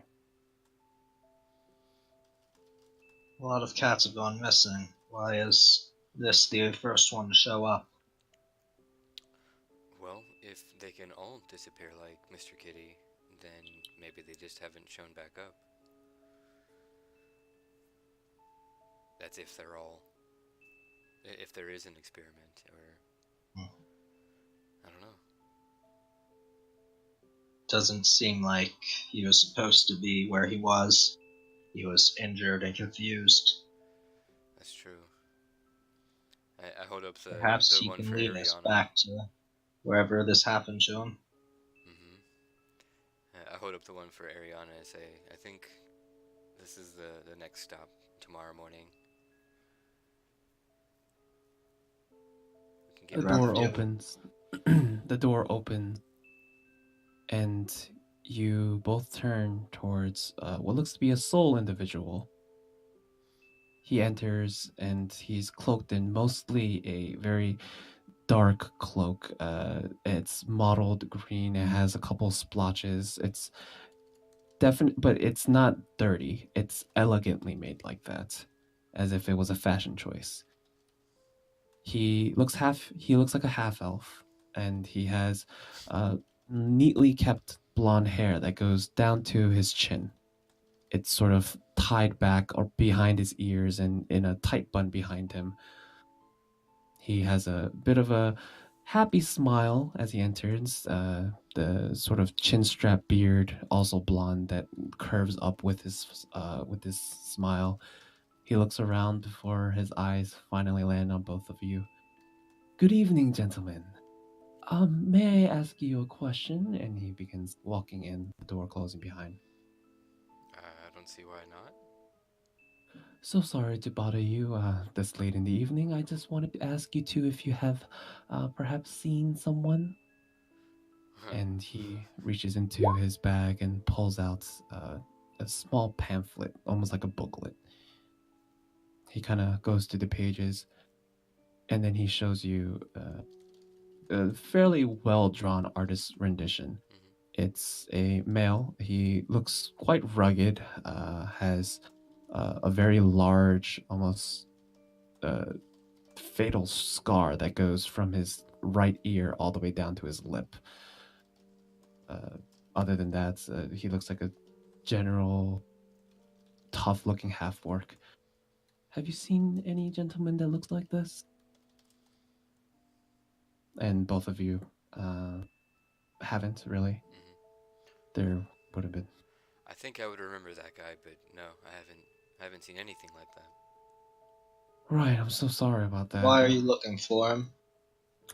Oh, just a couple people that disappeared when their job wasn't completed. And, well, you know, should you do a job, you have to fulfill your contract. Correct? That is how jobs work, yes. Right, and in this case, the job was quite vital, and him leaving was, let's say, very unfortunate. And he begins flipping through the pamphlet, skipping a couple pages before he finally lands on another one. What about this gentleman? And he turns towards you. This time it's a very small, very diminutive sized human. He is very lanky, and you can see that he hasn't had a meal in probably a very long time. Just the way that his face is drawn with sunken-in cheeks. He has brown hair. Seems fairly average other than that, and both of you haven't noticed him. No, I haven't seen that one either. Same job though? Oh, similar. Well, Too bad. what kind of jobs, if I may ask? Oh, well, that's none of your business, I would say. Some business secrets are meant to be kept as secrets. Okay, I've No, just you're done asking jobs. us to turn them over to you. Well, I just wanted to ask if you've seen them. If you to harbor any of them, I wouldn't mind. I just want to make sure that justice is done to people who lie and, in this some cases, steal from you. Oh, thievery. Okay. He finally gets to the last page and he shows you, have you seen this lady? And he shows a depiction of what you two are very familiar with. A female that you both know as Vila, and she's hidden upstairs in your room. Sasha's gonna smirk a little and say, I would definitely remember if I had seen her. Roll a deception check. Oh shit. Okay, so you finish saying that and kind of nods and turns towards you, Archibald. And you? At all? Anything? No, I haven't seen anybody like that. These are all from the same jobs too. This one was a bit different, but along the same lines, yes. And the reason I asked is because I do jobs as well. I didn't know if it was maybe on one of my own excursions, if you will. Well, and he kind of gazes over your body, looking you from head to toe. His head tilts and tries to get a different angle as well. I'd say that you're probably not the best match. These have very unique needs for requirements and the like. If you would like, I can definitely give you a recommendation. I see. My eyes go wild. I'm not looking for a job like that per se. I was just curious if we've crossed paths, but it doesn't seem like it. No worries. And at this point, he folds the sort of pamphlet up and tucks it back. Well, if any information passes your way, please be sure to let me know. You can call me Mr. Kenley. And he reaches his hand out for a handshake. On the off chance we encounter one of these people, are they dangerous? Dangerous? I would say probably not, especially for a strapping young gentleman like you. Though I would take heed. They have known to, let's say, be light on their feet, and perhaps in some cases, sticky-fingered. Oh, okay. Okay, Mr. Henley. I shake his hand. He shakes it back, gives you a smile. I thank you both well. I hope you both have a great evening. Actually, before you leave, I get out my journal Yes. and ask him if you've seen Nora. Okay. He looks over the picture. Interesting. Actually, I do think I have seen that before. She crossed by probably about a week ago, though it was only for a moment. Here? Oh no, not here. I believe it was in Venice City. She passed by just. I believe she was looking for some information. Can't quite remember. Anything you can give me. Pass by where? It was just in the street. I often business and try to attract anyone that might be interested. She was definitely one that was piqued, though it was only for probably at most a minute. Though I never forget a face, so I guess that's helpful. I believe she was looking for a ship, I believe. though one that would be able to get through the typhoon. Of course, something like that is very rare, almost impossible, I would say, but I gave her the directions toward the harbor. Sorry, that's all I can help you with. That's more than I've had in a long time. Thank you. Thank you so much. And I shake his hand No again. problem. Thank you very much. Well, I hope you two gentlemen have a great evening, and good luck on your travels. I want to try and size this guy up, see if he is as sketchy as I feel like he is. Oh. Yeah, okay. Oh. All right. He has been sized up. yeah, you sized him up real good. He weighs exactly Natural 212 pounds. Okay. As you kind of gaze him over, and judging from the way he walks in, his handshake, and the way he just conducts his demeanor, he seems very confident. He does have what looks to be the hint of a short sword that kind of peeps out of the cloak on his left side. He also does have what seems to be various magical items on him that exude a bit of elegance. He is definitely wealthy, someone that has a bit of money and trade within him. You're not sure if you would be able to take him on in a fight. He seems to carry himself quite well, so it would be difficult to tell unless you actually started.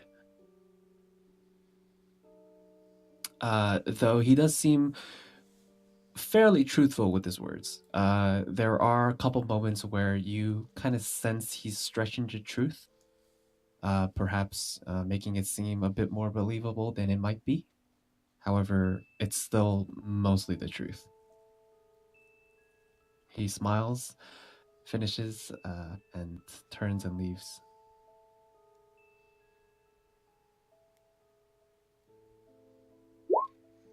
I wonder what that was about. Yeah, he told us his name. Yeah. Or at least the name that he wanted us to know. Okay. Okay, so you guys finish holding that small parchment poster in your hands. Mm-hmm. You head back to your room, I'm assuming. Yeah, I say so. Actually, Head wait. back to your room. On the way back up, I'm gonna tell him. Don't say anything to her about that. She's scared enough already. But she might be dangerous too. Maybe what he was saying was true.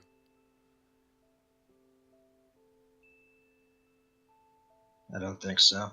I don't trust that man. She has been quite skittish, so you have that, or she has that going for her. I'll say nothing for now. She is afraid of someone, definitely, and I have a feeling he's involved in that. Agreed. And then we head back up. Okay. You return, and you see Vila has crawled out, and she is missing from the room. Yeah, you wouldn't be able to see her. And the cat is sound asleep. Would I have seen the elven man enter the tavern? On the roof and the position you are, you would see him walking by. You would see him sort of disappear. You're not sure if he entered or not. Okay. And then he would disappear off towards the east again. But I wouldn't have recognized. You wouldn't have recognized him or known him. Okay. When Cyrus sees that she's not in the room, he's gonna rush over to his bag and make sure everything important's still there. Everything is stolen. Okay, no, I'm just kidding. Everything is as it is, as it was before. But did I see anything suspicious in the street? Do a perception check.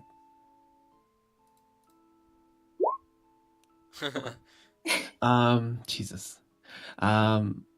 There isn't anything that's very suspicious. There are some activity with some of the Zelvet guards. You haven't noticed them really, but you do have a watchful eye. They all have a very similar uniform, pretty much a leather tunic, where in front, instead of it being the traditional brown sort of color, it's dyed white, and to have black lines, sort of like the spider silk that your town is so famous for. Okay. You do see that there are a couple more patrols going around. There are a few people on the streets, however, most of them seem to be heading home at this point. It's very late in the evening. Okay. And just under you, as your legs are sort of dangling over the edge of the roof, you hear the door open inside as Archibald and Cyrus enter the room. Okay, I will make sure it's their voices before I enter the room again. Okay. You sort of hold on to the end and vault yourself, landing on your feet, and you're met face to face with a giant lion and a very stoic alcoholic man. Well then, in that case, you guys can finish your conversation. And at this point, I would say that our session, joint session 0 in this case, I say, would probably end. Cool. Right. That was fun. I hope you guys enjoyed yourself. Yeah, definitely. Everything went well. Yeah. I definitely pulled back. We weren't going to meet in Venice City, just so that the actual campaign doesn't start. This would be like a joint sort of semi-quest before you enter and get yourself really in there. Meet and greet. Yeah. Meet and greet, yeah. So hopefully everything worked out. I tried to kind of force you guys to be together. I hope it wasn't too forced. Actually, No, it it's wasn't. Okay. I mean, I kind of just ran off. I mean, Yeah, Right, honestly, I was right. kind of. Didn't think it was forced at all. I was kind of worried we weren't going to find a reason to talk to each other. I Right, was, and that's right. why I started going around looking for my sister. I was like, that's got to be something. No, yeah, I definitely expected you guys to be in character, and do things, and whenever things would present themselves, hopefully, like little tidbits would allow you guys to tie the links. Mhm. Like a lot of things you guys didn't know were gonna pop up. So, no, things worked out. Interesting, Yay. and now you guys have a pet. I did not expect you guys to tame it. Did you really expect us to fight it? Considering cat. some other Yeah. considering some other people's backgrounds, perhaps. I got you. or at least chase it away. Okay. Not tame it, but I guess you guys have a pet now. Yes. Yeah. Get used to that. I Well, am definitely I'm a so zookeeper fed in up this game. What's up? Get used to that. I'm definitely a zookeeper when it comes to D&D. Okay, no worries. Yeah. But yeah, it's very similar to a displacer beast, yet it's not quite. It's something that has been mutated and made to be similar like it. You're not quite sure though. Cool. So this is me and what's his name, Sky. 3 weeks Sunface. time. Woohoo! See you getting in. Yeah, something like that. I mean, hopefully the scheduling work out. Whenever the other guy, Sunface, can join, he'll join it. Sunface. Yeah. And when I get the information with you, Lulu, then we can get out. Shouldn't be too difficult. I have the plot made so that everyone has let's say when it comes to the plot. Mhm. There will be more revealed when things progress. That sort of hooks people further. But hopefully the first session went okay. It went great. I stayed here listening through the whole thing, so I thought it did. And it's great that you recorded it, which is awesome. Yeah, it's really. I'm gonna tell you, like when you said that he did recognize Nora, I was like, "Ee!" I know. Yeah, like a lot of that I kind of planned ahead because definitely throughout your journey, your character would have been searching, and 99% of the time it's going to be failure, and your character is sick and tired at this point. But when you do get that sort of hint, even if it's a tiny little jewel, you latch onto it, and it sort of hooks you in. Hopefully, I know that for you in this case, Cyrus, there isn't much of a hook, but as we progress forward, perhaps there will be later. Right. I try to. Yeah, Cyrus doesn't really need much motivation at this point. Right. Yeah, that's what I Finish assume. his job and keep going on. it was interesting when you tried to heal it and it sort of repelled it, almost as if your own power didn't want to have anything to do with it. So that's something that you should remember and not kind of forget as, oh, it's just something that happened. It's definitely strange. It's not normal. Fucking god, Dad. Always disapproving of all my decisions. Well, I mean, it just happens that way. But I had fun, and let's do it again sometime. Yeah. Well, do we think we could go do it next Tuesday, or are we gonna try and wait? I think we should be able to continue next Tuesday. Okay. At least with this plot, and if anyone should introduce themselves, then we'll do that when it comes. Perfect. Okay, great. But yeah, this sort of sets the mood for the campaign as well. Perfect. Yeah, I like it. I like it a lot. Okay. Well, I have to get in the call with my girlfriend, so good night, everyone. All right. Well, have a good night. Thank you again. Good Bye-bye. night.